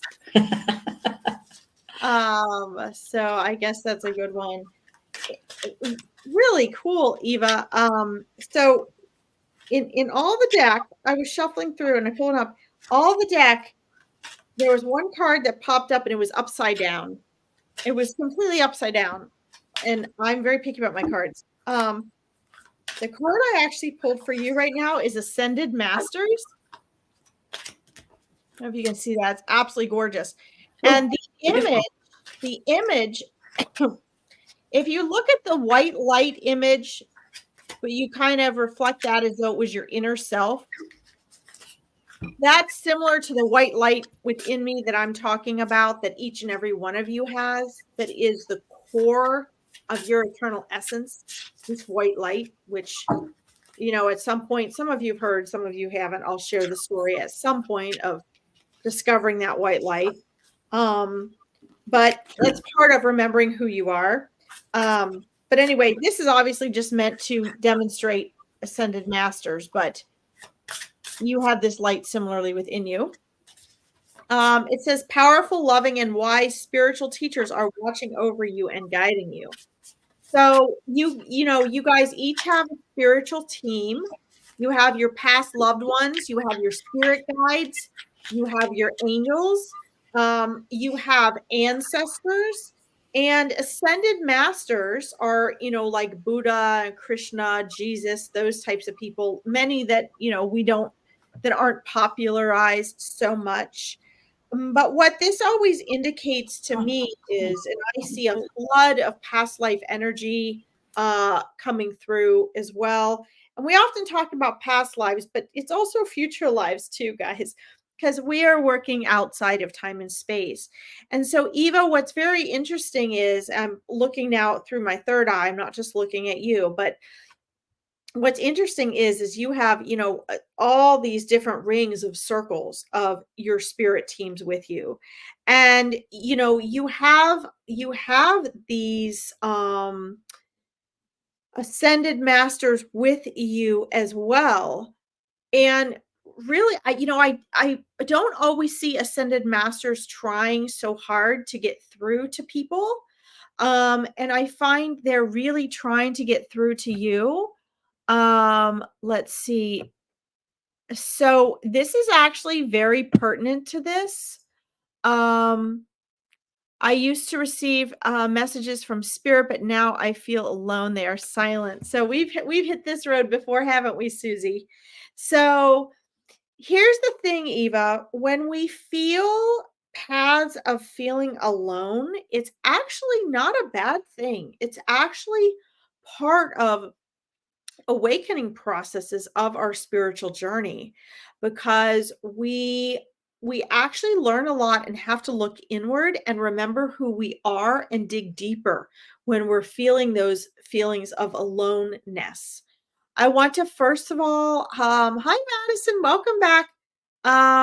let's see. It looks like we have another spammer. Yay! Yeah, I'm just doing the necessary, sending them away with love and forgiveness. Love and light. Yeah. So Eva, you know, what's interesting is I want to share with you, first of all, you are not alone. And part of reconnecting on a new and greater level is in a way that eventually you will never feel alone. And I can tell you that's what this leads to, because I spent decades feeling alone. That almost that spiritual, you know, I felt the spiritual connection, but still just feeling alone. And with that comes a deeper connection actually to your spiritual path and your connection, because it forces you to go deeper. So part of that is trusting that you're not alone, even when you're feeling alone. Okay. It is the egoic mind that is looking for messages. I know, just bear with me here, okay? I know how this feels when I say this. It is, but because the real spiritual messages that come through also need to start coming through you from the inside out. And you need to be able, you need to go to a whole new level of trusting yourself. And the ascended masters are here surrounding you, shedding this protective light on you, lifting your frequency up to help you reach this next level of awareness and awakening. It is not that your spirit teams and spirit messages are not there. It is not even like most people where you're just not hearing them. It is that you have to now raise, they're raising the bar for you. You have to now raise your frequency by looking inward and trusting more in order to receive and feel that connection, because now it has to be on a new level. Okay. Number 2, do not get caught up. Welcome, Melissa. Do not get caught up on needing to receive messages. Be open. It's going to start coming in all new different ways. You have outgrown, they're telling me, the old ways of receiving messages. So surrender, be okay with feeling like you're not getting them. As Susie and I talked about a few weeks ago on a broadcast, we all go in and out of receiving messages. And depending on what's going on with our life, we won't always hear them as clearly or as loudly or get the messages. Sometimes when we think we need them the most is when we think they're not coming in, but they are coming in.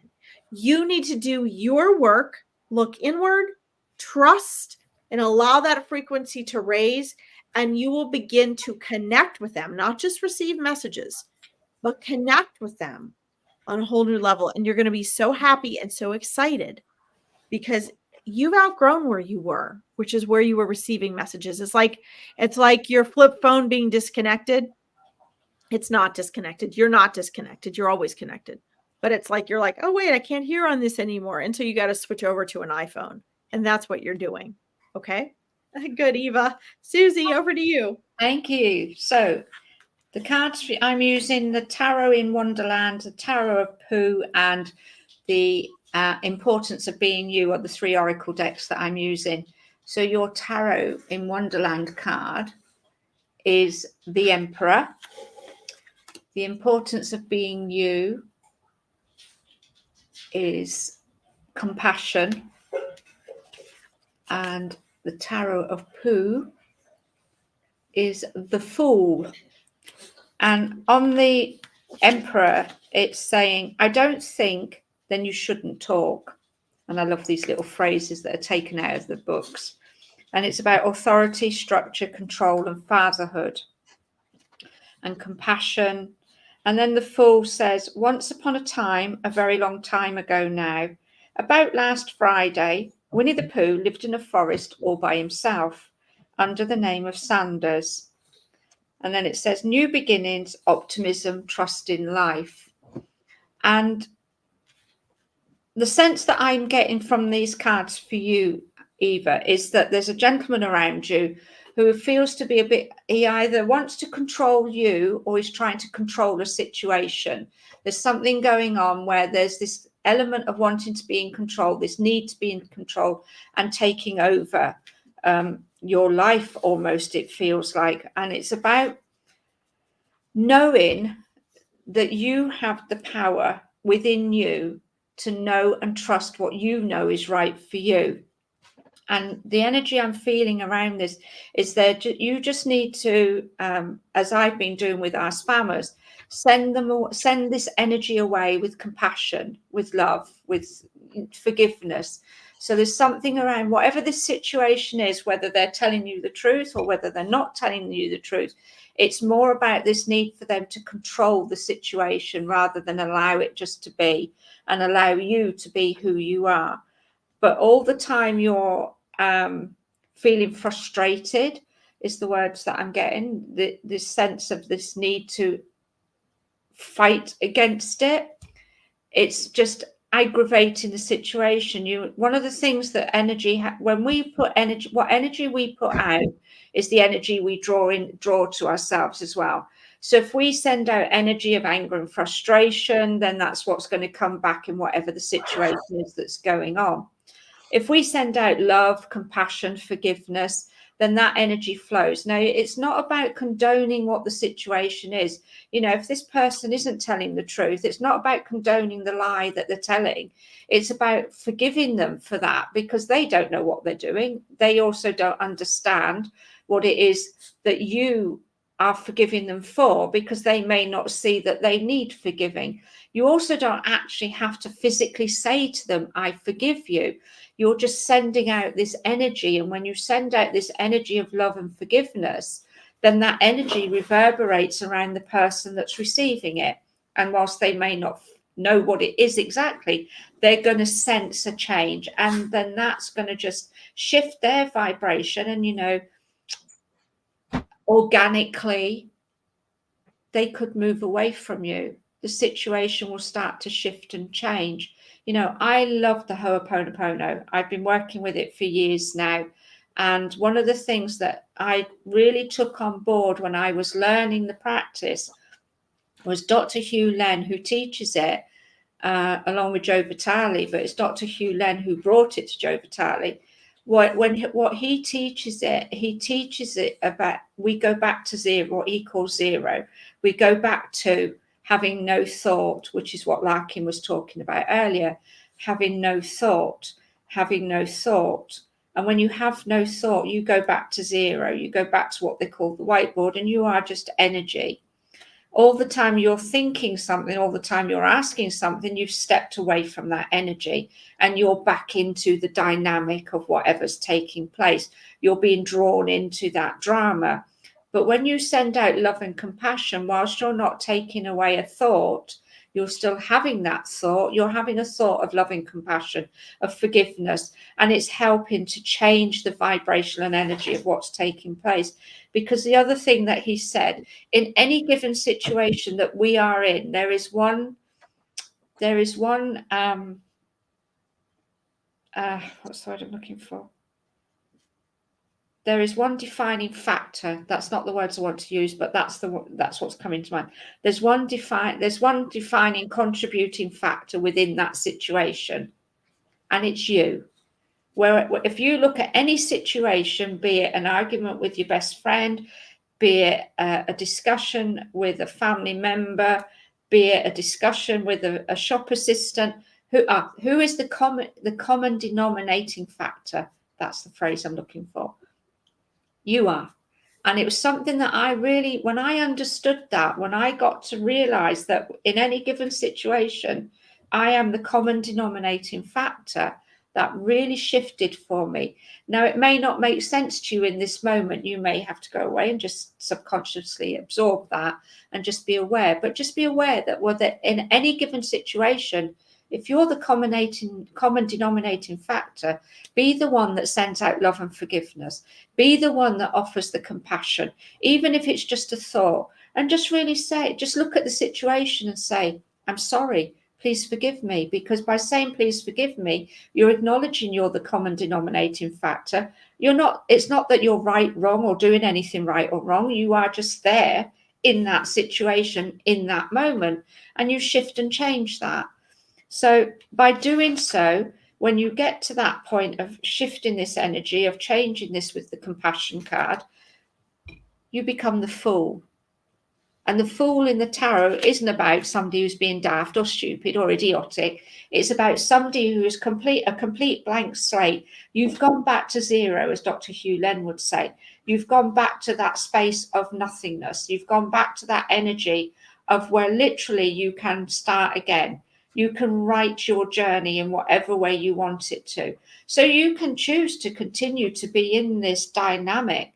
You can choose to be in this energy and not forgive and not move on and not accept that what's taking place is going to change. Or you can go, actually, I don't need to be specific. I'm sorry. Please forgive me. I love you. Thank you. And now my energy is shifting and I can start again. So thank you very much, Eva. I hope that's helped for you. That's so powerful. And I just want to say, I love how Susie was, reiterated the going back to zero. Because when you guys hear me talk about meditation and how it's truly going back to being conscious without thought, one of the things that you always hear me iterating, whether it's mindset work or meditation or this type of work connecting with spirit. Excuse me. No barking. We're trying to help reveal to you guys, to have you reveal to yourself that there is existence beyond thought. And so everything you guys share and ask us about and have problems with and all that, that's all thought. Every bit of it is thought. So whether you're using the meditations that Susie's sharing with you there, which is a wonderful tool, or whatever type of meditation you're using, when you hear me talk about, being conscious of your thinking, so you can be aware that you are the thinker, you are not the thought. It takes people decades sometimes to really, you hear what I'm saying right now, but you're probably not getting it. At some point, if you keep at this, you will get it. Okay. And the ascended masters are all about that. All of the ascended masters they became awake and conscious while in human form. They overcame their thoughts so that their consciousness was the one in charge of the thoughts, not their ego. Okay. So Susie just gave you a really powerful tool there, Eva. Thank you for your wonderful. Yeah. So Angelique is our next. Yes. Wonderful request. Oh, wow. So the card I got for you, Angelique, is visualize success. I love this. This is so powerful. We are born with a power to visualize. Okay. If I've changed my clothes, guys, I'm getting ready to go to the barn. So I've got barn clothes on. That's why all of a sudden I look different. Visualize success. It says, see yourself doing well in this situation. I will say situations, and have faith in a positive outcome, in positive outcomes. Now, this is also hard to do because it's a form of taking charge of the mind and your thoughts. What do we mean by success? That is for you to determine. What is meant by success for you to determine. Okay. Particular. What I'm being asked to share with you here is in anything that you are currently working on, to make sure that the gap between where you are and where you want to be is not too wide. Okay. And what they're showing me is that the expectations that you have for things are more than possible. But to visualize and understand that it is a process, and that what you're aiming for, although the gap is like this big, so understand things are a process, and allow yourself to focus on little increments and visualize success and progress in little increments, whereby you can receive positive validation and feel success and see steps moving forward. Because when your gap is too large, what they're showing me is that you're going to feel hopeless isn't the word I'm looking for. I'm trying to hear the word they're using for me is sort of like not frustrated, but you're going to feel sort of frustrated because you're going to feel as though progress isn't being made, and understand the progress is being made one step at a time.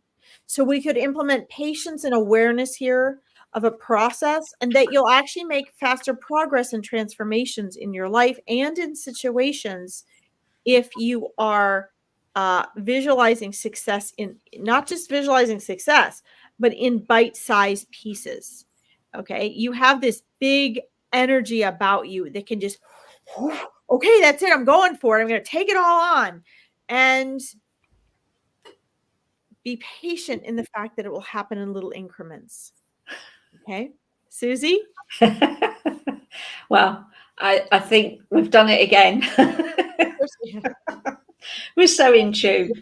So as you were reading, obviously I was drawing cards. The first card that came out from the importance of being you, fire. It's a fire angel that I drew. Out of Tarot in Wonderland, you have temperance. And you'll see why I'm smiling in a minute when I read the card. And out of Tarot of Pooh, you have the star. The minute this card literally jumped out of the pack, Vanjali, it was like, I'm here, I'm present, I'm ready, and I've got this real sense of fire in my belly. I really am wanting to, it's almost like I want to steam forward and just get there. But to get there, you have the temperance card. And on the temperance card, it says, if you don't know where you're going, any road can take you there. And it's the middle path, it's patience, and it's finding meaning. And as Larkin was talking about, you walking this path and being, the gap not being so wide and all of that. And then she mentioned patience as well. I was just smiling because I love how spirit and the universe and the angels work to bring the right messages for you. Because you do need to look at that middle path at the moment. Yes, you've got the fire in the belly, you've got the knowledge, you've got the know-how, you've got the desire, this deep desire to really get it going. But at the moment, you just need to walk that middle path. You need to look almost in both directions is what I'm feeling. You need to be aware of the synchronicities that are taking place to bring you into this journey, to bring you on this path, to show you the direction. But you also need to look at the other one. So I get a sense of, if this is a business decision, it's about intuitively seeing where you're being guided to go, but also picking up the need for the business knowledge and information to find the meaning in it, to really get to hone in onto what it is that you want to do. And then with the star card, it's all going to work out. But the important word here is patience. Keep that fire in the belly, keep that there for the strength and the power and the desire of what it is that you want to achieve, but be patient with it as well. And because I also feel that when you get this woof of energy and power, it's like all guns blazing and I want to run off, And one of the things we learn in this journey is patience. I was somebody very much 20 odd years ago who wanted everything yesterday. And now, I can almost sit in the energy of mañana. It will come, because it will come. It's just about having that, walking that middle path for now and having that patience. So thank you very much, Angelique. And then we have Kim, I believe, is next for us. Excellent. You can go first with that, Susie, because I'm running downstairs to get in the car, but I'm sticking on with you guys. Okay. Right, I'll just shuffle.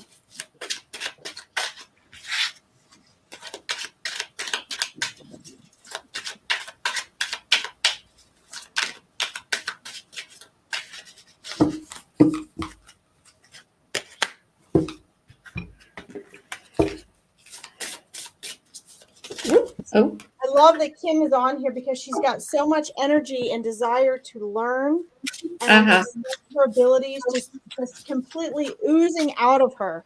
And beautiful. I love it. I love it. It's always a joy to have your energy on with us, Kim. I'm so excited to have you in the Awakening Your Intuition group. It's going to be an amazing year for you. I love this. Well, it's interesting that you said that, because the first card out of the importance of being you is the rainbow card.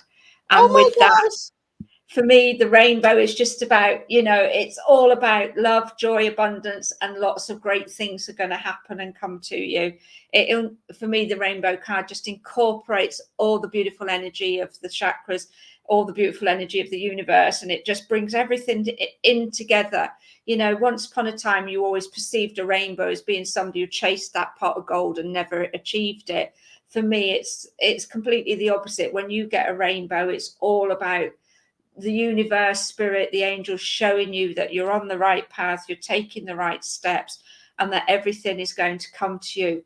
But it's also got to be cohesive. It's got to be in the right, whilst there's no time in linear time, we have linear time. And it's all about taking the steps in the right order that you need to take them. So if you're joining us in this lovely work for the next year or so, then fantastic. You're going to find all those right steps.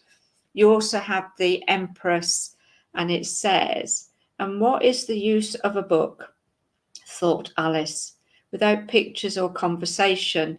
I love to read these little bits because they're just quotes from the book, and they are just great. And it's motherhood, fertility, and nature. The rainbow is one of nature's beautiful things that brings us love, joy, and abundance into our life. It's about, some people perceive the rainbow as being good luck, good fortune as well, and you've got fertility and nature. So I do feel that nature is a huge connection for you. It's a huge part of your energy and working with nature as well. So there's something around you working with nature coming up, not just as in working with nature to help you yourself with your energy, but also a connection to nature now, whether that's something to do with volunteer work, but there's something around nature that's coming in. And it will be, it might only be a short-term thing, but it will be beneficial, because by doing so, you will be giving, and what you put out, you receive. But also there's fertility for you. So there's new ideas coming in. There's lots of new things to take place for you. You have the Justice, and it says, "Oh, Bear," said Christopher Robin, "how do I love you?" "So do I," said Pooh. And it's about fairness, equality, and balance. And again, I feel this is linked to you and your internal energy, your internal dynamics. This isn't about what's going on in the external world. This feels very much about you seeing yourself in a light of equality and balance. So I don't know if there's a situation around you or something that's been said around or to you where you felt like you've been made to feel a little bit lesser than you are. And I want you to say that's so not true. We all are exactly the same. We are all connected. We all come from the same energy. There's no need for there to be any imbalance between us. I don't look up to anybody on pedestals. Never have done, even when I was younger. I just never did that hero worship stuff. And now I understand why, because I knew even then that we're all equal. And I feel for you, there's something there as well. But also with the Justice card, I want to look at something in the practical situation as well, where you need to just look and make sure that justice is done, that there's something takes place, that it's fair, and you just get the right outcome through doing that. But certainly with the rainbow card, lots of great fun, lots of joyous abundance to come for you. So thank you, Kim. And all right, I'm running around. Sorry. So okay. Wonderful. I pulled the solar plexus card for Kim, which I think is very fitting and powerful, because there are so many different levels at which the things that you are trying to, find answers for, or heal, seek, transform, and learn have so many fundamentals to them. And I think one of the things that's going to happen this year is that you're going to be you're going to be filling that in. You're going to be creating that basis that is really important. And the solar plexus card says it's safe for you to be powerful and take charge of your life in positive ways. And I believe this is something that you know, and you may even believe cognitively, but it's something that also needs to be believed on a deep emotional level.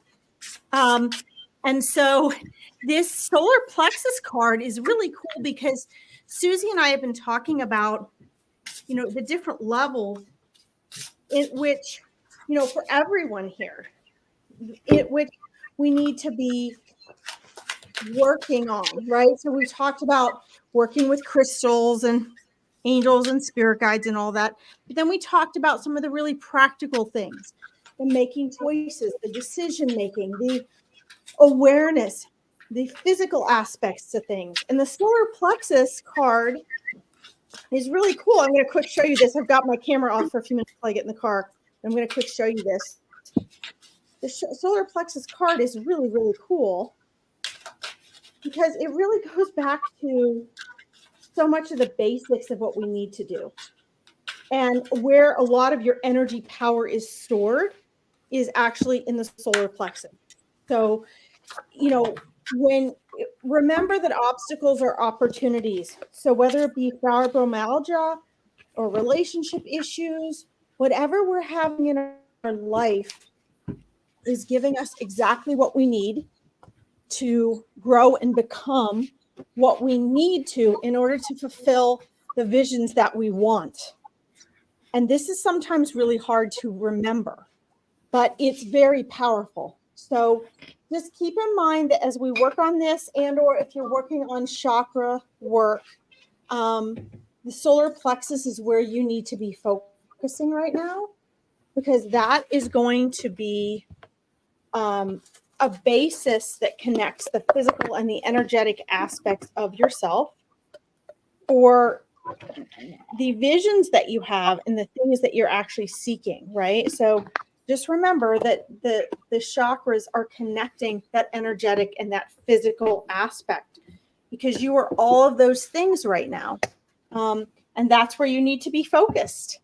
So I'm super excited about that. I think it fits in beautifully with the work that will be, coming forth for you, that Susie was reading about, or sharing about, rather.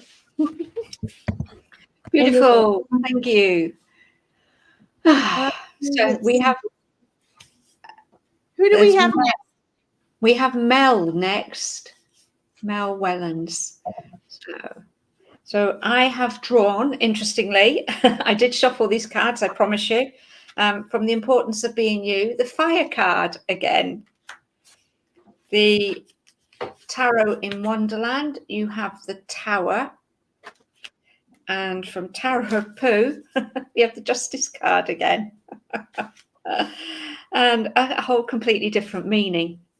As I'm sensing with the fire card here, Mel, there's very much a situation around you where something is needing to change, and it feels like it needs to be.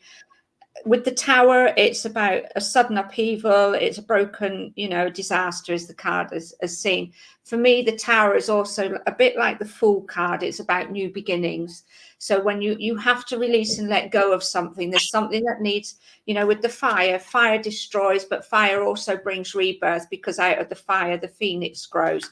So both of these cards very much to me are feeling like there's a situation around you at the moment that needs to be let go of. You need to allow it to just dissolve.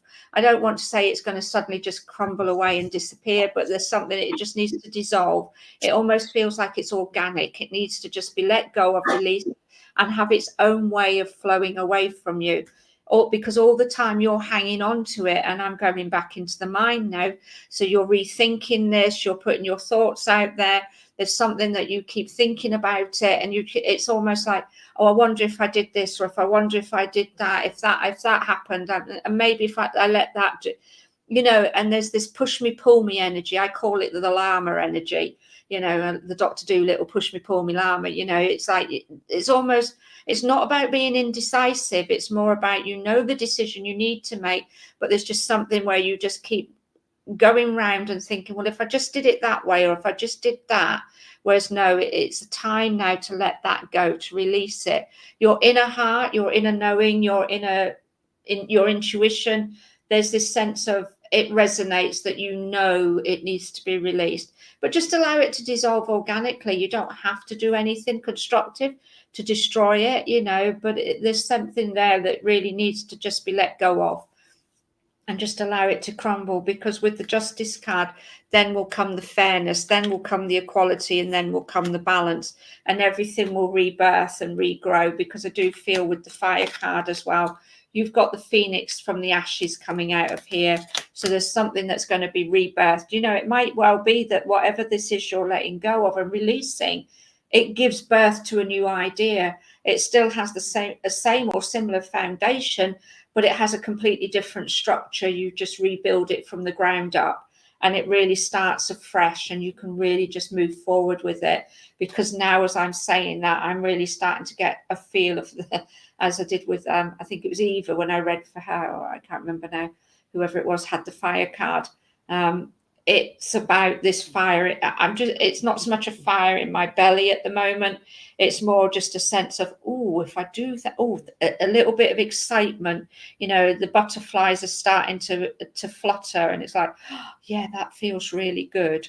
So I hope that helped for you, and thank you so much. Wonderful. So I haven't pulled a card yet. I'm just getting ready to hop in the car. But do you know, angels when we gave it this title, Angels in Action, I don't think we actually genuinely realized that there would be moments when action would be happening. Well, I think we're going to have to move it up an hour, because I'm supposed to be at the barn by 2 o'clock. I know. I do realize. So I think that's what happens, but I didn't want to leave you guys because we get the energy started here. I know, but, it's just brilliant, isn't it? But it's perfect. It's just as it is, and it just shows that we can be angels in action as well as sitting here on our tushes. That's right. So I think, you know, Mel, there really is this phoenix, this rebirth energy coming up, and oh, you're fading out a bit, Larkin. Sorry. The card I had popped up for you next. Can you hear me? You can now. Yeah. Can you hear me at all? Yeah, I can hear you. Okay. The card that had popped up for you was the rebirth card. And that's in the car, so I will pull it up as soon as I get back in there. But this rebirth card is what popped up for you. And, you know, it's again, remembering that obstacles are opportunities, and that the rebirth card indicates, you know, really getting through these obstacles. And remember, part of the reason that you're here in this world, all of you, is you're here to learn and grow. And you know, how can you, when you guys pray for something, and this is coming through with and for you, Mel, but it's valuable to everyone. Think about it. When you pray for something, if you watch the movie God with Morgan Freeman, I posted on my Psychic Medium page one of the best scenes in that movie. And you know, you can get on there and watch it, but essentially it's like when you ask for something, you normally expect it to come in a certain way. You expect it to come in the way that you want it to come. And what happens is God, source, spirit, energy, you know, why is it that you're praying to them? Why is it that you're talking to God, source, spirit in the first place? Because you view the universe, you view God, you view your angels and spirit guides as those that know more than you, right? As those that are more powerful than you, as those that have insight that you don't have.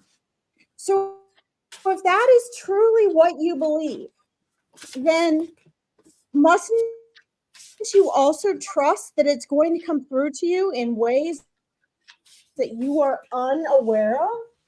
Isn't that the whole point? And so as we go through learning lessons, understand that it is all about you. It's all to shape you. It's all to mold and sculpt you into being, that person, that new version of you. In the manifesting world, we say you must become that which you want to attract. Well, this is exactly what's happening. This is what it's about. You must become that which you are, a matching a frequency of that which you desire, right? So think about it. If you are wanting change and you're wanting to move forward and you have a vision of what you want, then isn't it also possible that you first have to go through this phoenix process, that you first have to go through these challenges and these difficult times? And this is what this card is saying. This is what the messages are saying to me, and I believe to Susie as well, is that you need to go through this process. So what is the best thing to do then? I'm asking Spirit, how do I share this with you then?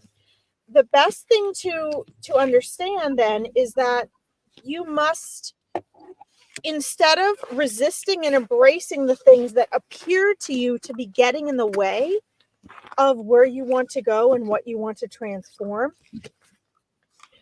you need to instead embrace those things that you believe are blocks, that you believe are difficulties, that you believe are getting in the way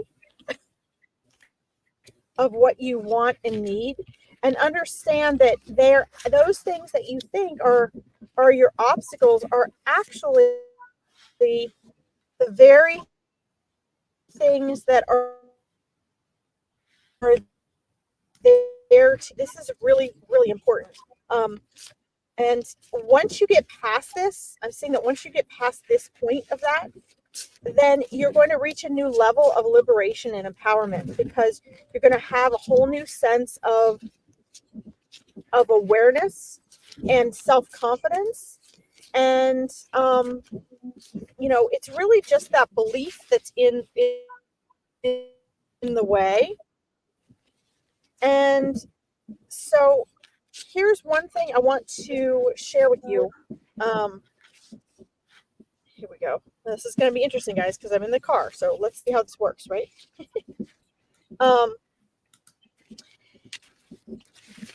Clear, cancel, and delete. So clear, cancel, and delete beliefs, past experiences that you're hanging on to. It was so interesting that, Susie was again getting this theme of starting over, starting fresh, clearing things. And so Spirit simplifies, ego complicates, right? So you need to cancel, clear, and delete. Okay. And that means give yourself a fresh slate. Start afresh, start anew every day, right? And give yourself that permission. It seems really hard right now, but on the other side of this, those very beings and energies that you pray to and you ask for guidance for, we usually don't listen to. And this is what they're saying. Okay, so you can do this. Just know that on the other side of your comfort zone is what your heart is really seeking. Okay, thank you. Yay, beautiful. And you always manage to look gorgeous wherever you are. Thank you. So, I wish I had your perspective, but I appreciate that. We have the lovely Melissa next, and she says, dealing with a family situation while trying to clear up everything for my dad's estate. I'd love guidance. And I have drawn from the importance of being you, my beautiful crystal card, which has literally images of all my own personal crystals on it. So I love that card for a personal reason. From the Tarot of Wonderland, we have strength. And from the Tarot of Pooh, we have the Magician. And as I was tuning in and sensing into these energies with the question in mind, my feeling for you around these cards, this is all for you personally. This is really about you now looking after yourself. With the crystal card, the rose quartz jumped out at me instantly. It was the rose quartz heart that I was given when I was dealing with my grief and having to deal with all the material aspects of what that involves. So I really feel that what the message that's coming in here for you at the moment with these cards is it's about nurturing yourself. It's about really looking out for you at the moment. You know, the strength card is coming in. It's saying inner strength, bravery, compassion, and focus. And I feel that the focus needs to be on yourself, Melissa, not on everybody else. You know, sadly, when we lose a loved one, then when the material side of that loved one's lost has to be dealt with, it brings drama, it brings traumas, it brings differences of opinions and beliefs. And I can appreciate how challenging that can be to deal with. You know, the word that's coming through for me is acceptance. And I have a really, I love when spirit give me a sense of an image. I don't see the image as such, but I just get a sense of an image that they're giving me. I see a gentleman with a pitchfork in his hand. Now, whether this gentleman worked the land or whether this is symbolic, I am not quite clear yet, because he's got a big grin on his face and this pitchfork in his hand. And it's just a feeling like I'm holding this pit. So for me, the pitchfork is a bit like strength. I'm also hearing the word June and September. So this could be a name and a month, or both months. So I don't know if those are significant for you. But yeah, this gentleman with this pitchfork is really showing me, I get a feeling that it's about standing your ground.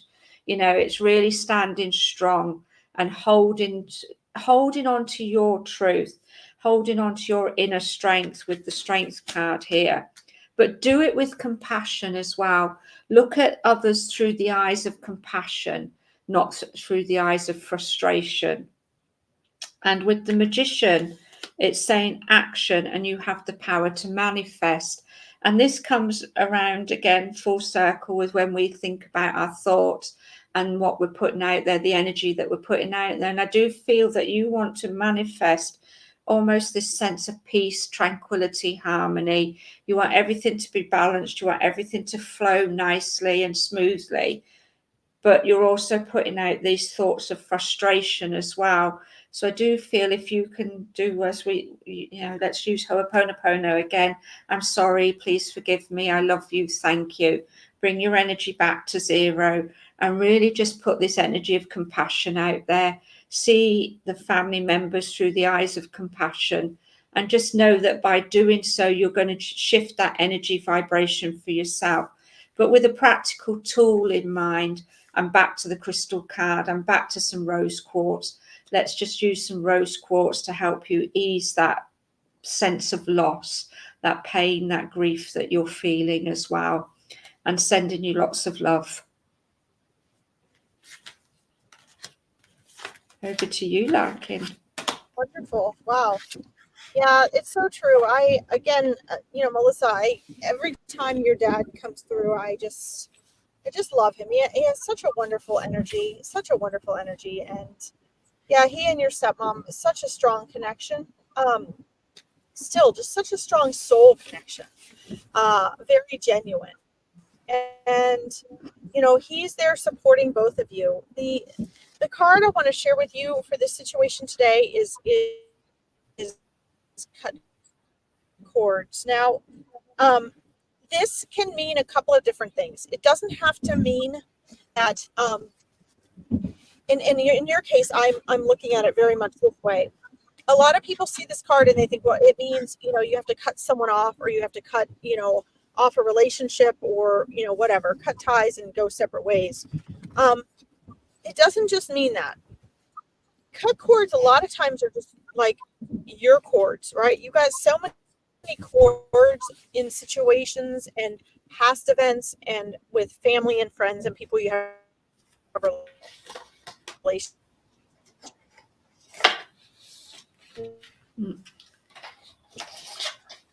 You're freezing up, Larkin. So I'm assuming your signals. It's there we go. Yay! I'm using my phone Wi-Fi right now. We're driving up a hill.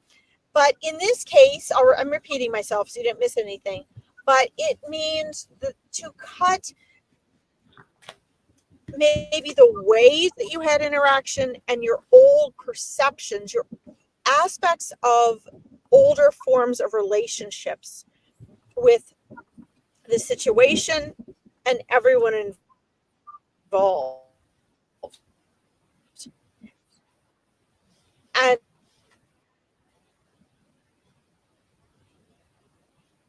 so again, with relationships being altered, okay? And it may not appear to be for the better, but it will be for the better. When situations like this occur, what's really happening is it's revealing the truths that were underlying the surface before. In the spirit world, in non-physical, truth just is. It always comes out. There is no ego, so there is no lie, there is no fake, there is no pretend. In the physical world here, the same thing happens because the physical world, it is like a replication of the spirit world. So what happens is, since we're only getting a partial realization here of the spirit world, is the truth also eventually comes out. It's just that it will take longer and it will take painful processes.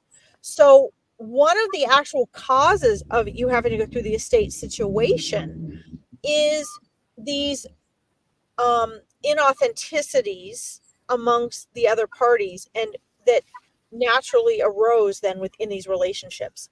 So in the end, things are going to work out for the better because truths will be revealed and weights will be lifted. But in the meantime, in that process, you need to cut the cords. And it may not be that you walk up to somebody and you say, okay, that's it, I've had it with you. It's simply that internally you may release an expectation you have of someone, or you may have to let go of an old idea you had of someone, or an old belief that they would do the right thing of someone. Okay, this is within you, in your aspects of the relationships. You're going to have to cut the cords, and you will intuitively know what those are. Okay, so truth might not come out in the eventual rulings of something, but they do come out. And it is your job and your stepmom's job to be as authentic as you can and have as much faith in the process. And remember, it's a process, and allow it to play out. Okay. But do the cutting cords work. That will help release a lot of the energy that will allow things to pan out more smoothly and quickly. Okay.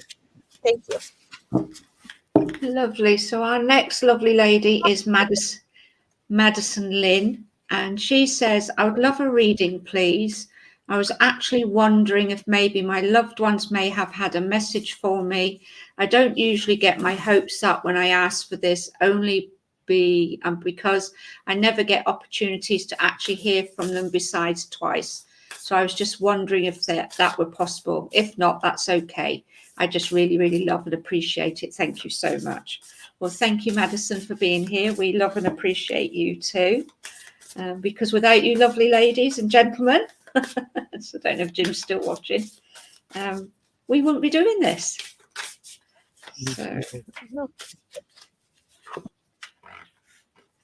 So we have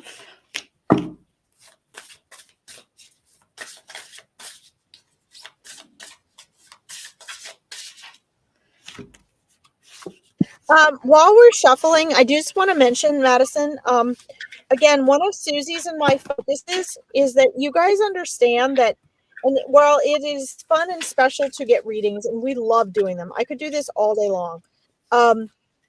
Understand that your loved ones are always trying to come through to you.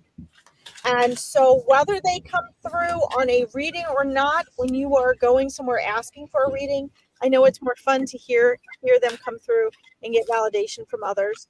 But just understand that they're always there with you. And the more you talk to them and believe that, and they already are connecting with you.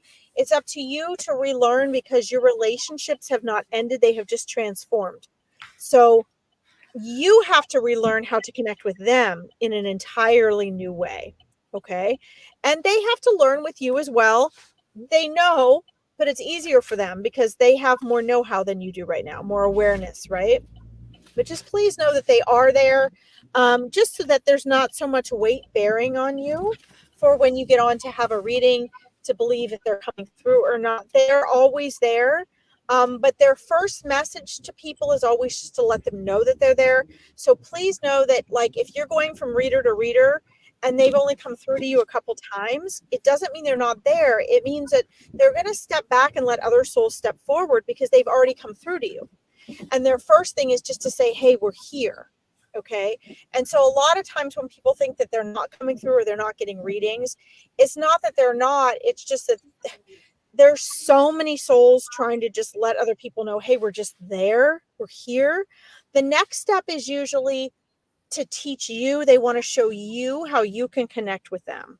Okay. Those are the most important messages. So just be reassured with that. And that may be why every time you get on, you might not hear from them. And that's why.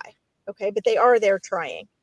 Beautiful. Go ahead. Which is perfectly matches the first card that came out from the importance of being you, messages. And then we have Death from Tarot in Wonderland and the Emperor. And the Emperor card says structure, stability, rules, and power. And I do want to say that these cards feel to me more like they are spirit rather than the actual cards themselves having a meaning, because as I sense into the Emperor card, I feel a gentleman in spirit who would have been very much about structure, would have been very much about stability. He would have been, it's almost like he feels like he would have been your rock. He would have been the person that you turn to on a regular basis for help, guidance, and advice. And this feeling is that, as Larkin was saying, they are always around you. The fact that the messages card has come out to me indicates that they are bringing messages to you, but in different ways. So just being aware of a song on the radio that you hear that reminds you of them, a book that you might read, a magazine article, somebody just happened to talk about them, out of the blue, suddenly bringing them up in conversation. All of these are the little nudges that Spirit will give us to show us that they are still around, because they don't just use people like myself and Larkin to bring the messages through. As Larkin was saying, they want you to be able to sense them for yourself. And sometimes you just know, I can be sat and all of a sudden I'll just know that Bob's around me, my husband who passed away. And that's it. That's all it is. I just have that knowing, and then it's gone. And I'm like, thank you, because we don't always have to have a conversation with them to just know that they're with us. With the Death card, this is about ends of cycles. It's saying end of cycle, beginnings, change, and metamorphosis. So I do feel for you, there is a lot of change coming in around for you at the moment. I feel that there's things that you need to just take a breath, take a step back from, and just really allow things to move in their own way. It's almost like you're clinging on to the past, to things that have gone, and you can't change them, you can't bring them back. So it's just releasing and letting go. When you release and let go, it's not about forgetting that it ever happened. It will always be there as a memory, but it needs to be a memory now, not something that you are trying to physically hold on to and keep going. So just allow that as well, because by doing so, once you do that, the new beginnings, the new starts, the changes that are going to come in for you can start to really take, what's the word? Can start to happen. You know, as I look at the metamorphosis world, it feels to me at the moment that you're a bit like, you know, the caterpillar in the chrysalis that's just waiting to blossom into the butterfly.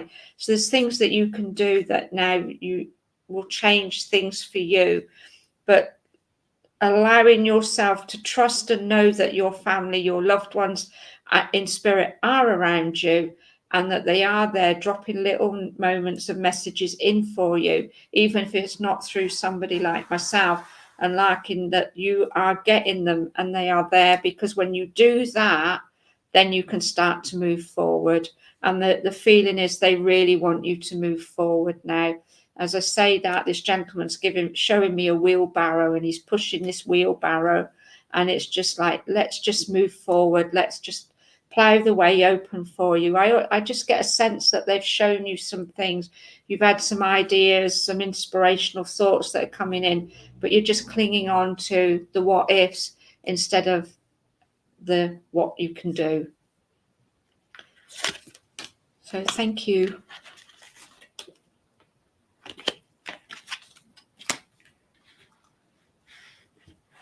Oh, as you've lost your volume, Larkin, you're on mute. Yes, I know I'm on mute because I'm talking to myself, and I didn't want to bring that well, out. I could see your lips moving, so I didn't. Yeah, no, I was doing it intentionally. I was keeping myself on mute. We cut off and on. So who are we reading for? Madison. Okay. All right. Yeah, I took that the picture down because it was blocking. I couldn't find it again, and I thought maybe I'm going nuts. No. Okay. I took it off so I could show the cards.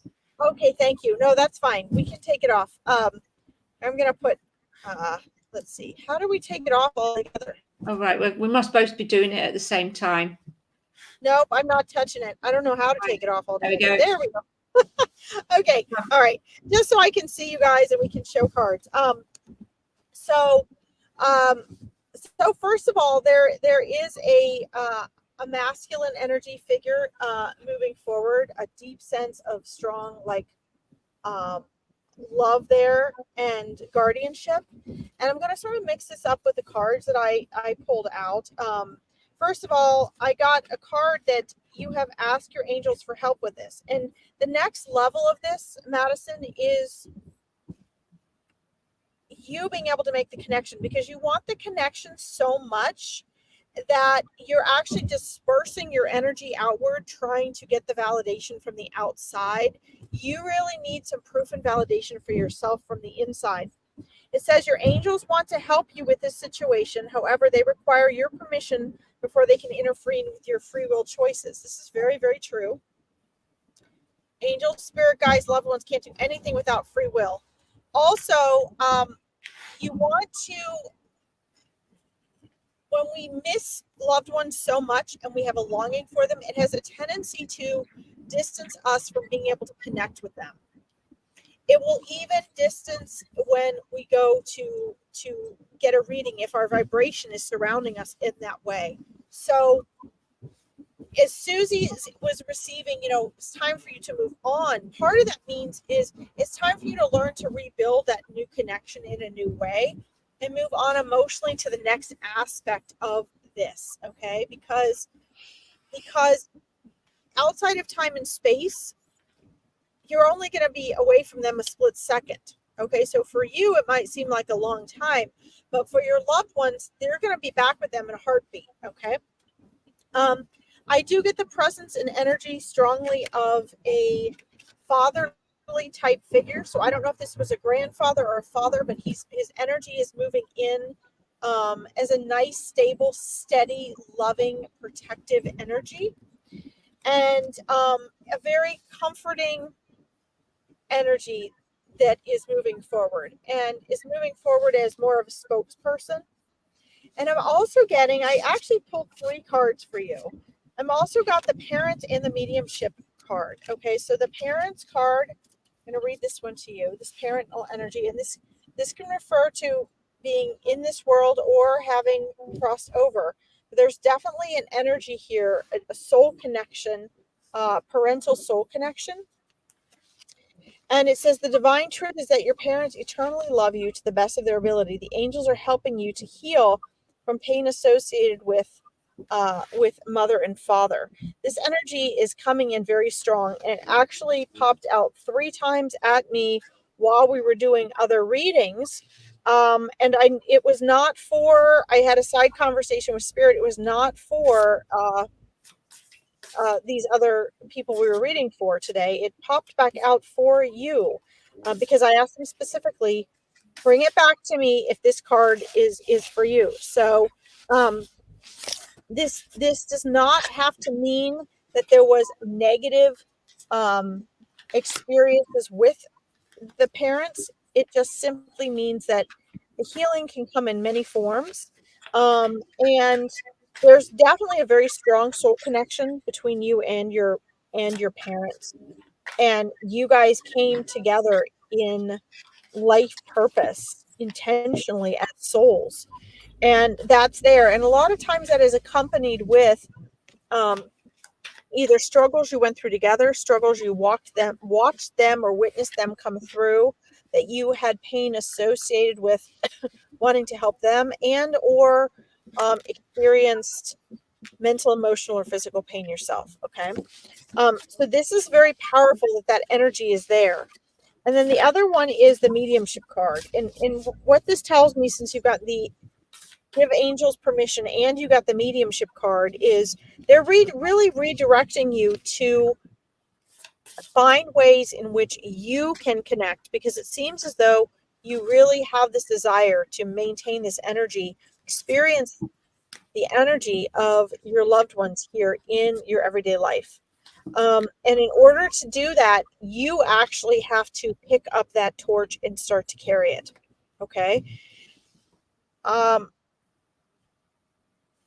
I'm asking them in what ways, what are some of your strongest clairs, first of all, is the feeling. You have the feeling. So the clairsentience, where you really are, you will feel things first. You might feel an energy and a presence. You might feel a vibration or a frequency. You might feel an emotion. That's another way in which we sense them. You might even feel your loved ones first and then have a thought associated with it. And so they're showing you to work on the feeling aspect. You also have some clairaudience going on. And this means you can hear. So, you might have trouble discerning between whether it's your thoughts or whether it's them. But you're actually like hearing them. It's not just that you're seeing thoughts, you can actually hear them. So the big message here that's coming through is don't try so hard. Okay. Don't try so hard. So they're showing me a couple different, objects and things coming through. And you can share with me if any of these you want to take further, if they relate to you more. I'm seeing like a flat square box. It's not too thick. They're showing me this. I'm seeing what look like yellow and purple flowers. The number 5 is coming through very strong. And I'm having side conversations to ask them to define more of that. Hi, Leona, I see you.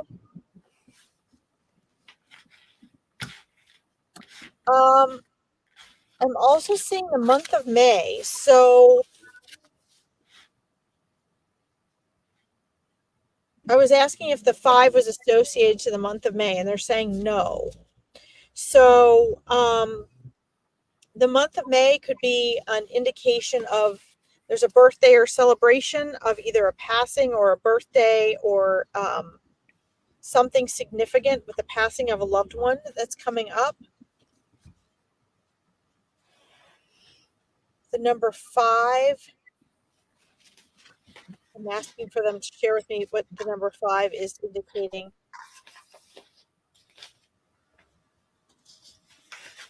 So it looks as though, so you're going to, each time you have a reading and you connect with the energies on the other side, you have a stronger connection.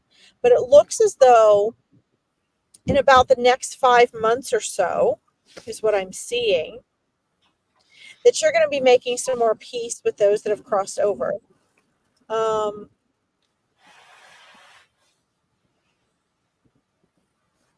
And you're going to make some progress with being able to make your own connections with them as well. I'm also seeing that there was one of the feelings that one of the needs that you have to make this connection is in the passing of one of these loved ones. There's a strong sense, this gentleman is sharing with me, that you felt as though you did not get closure. I don't even know if she's still on here. I don't see her on here at all. I don't see Madison on here. It might just be my reception. But I'm going to finish this anyway in case she's not. She can come back. Yeah. There's a sense of lack of closure here.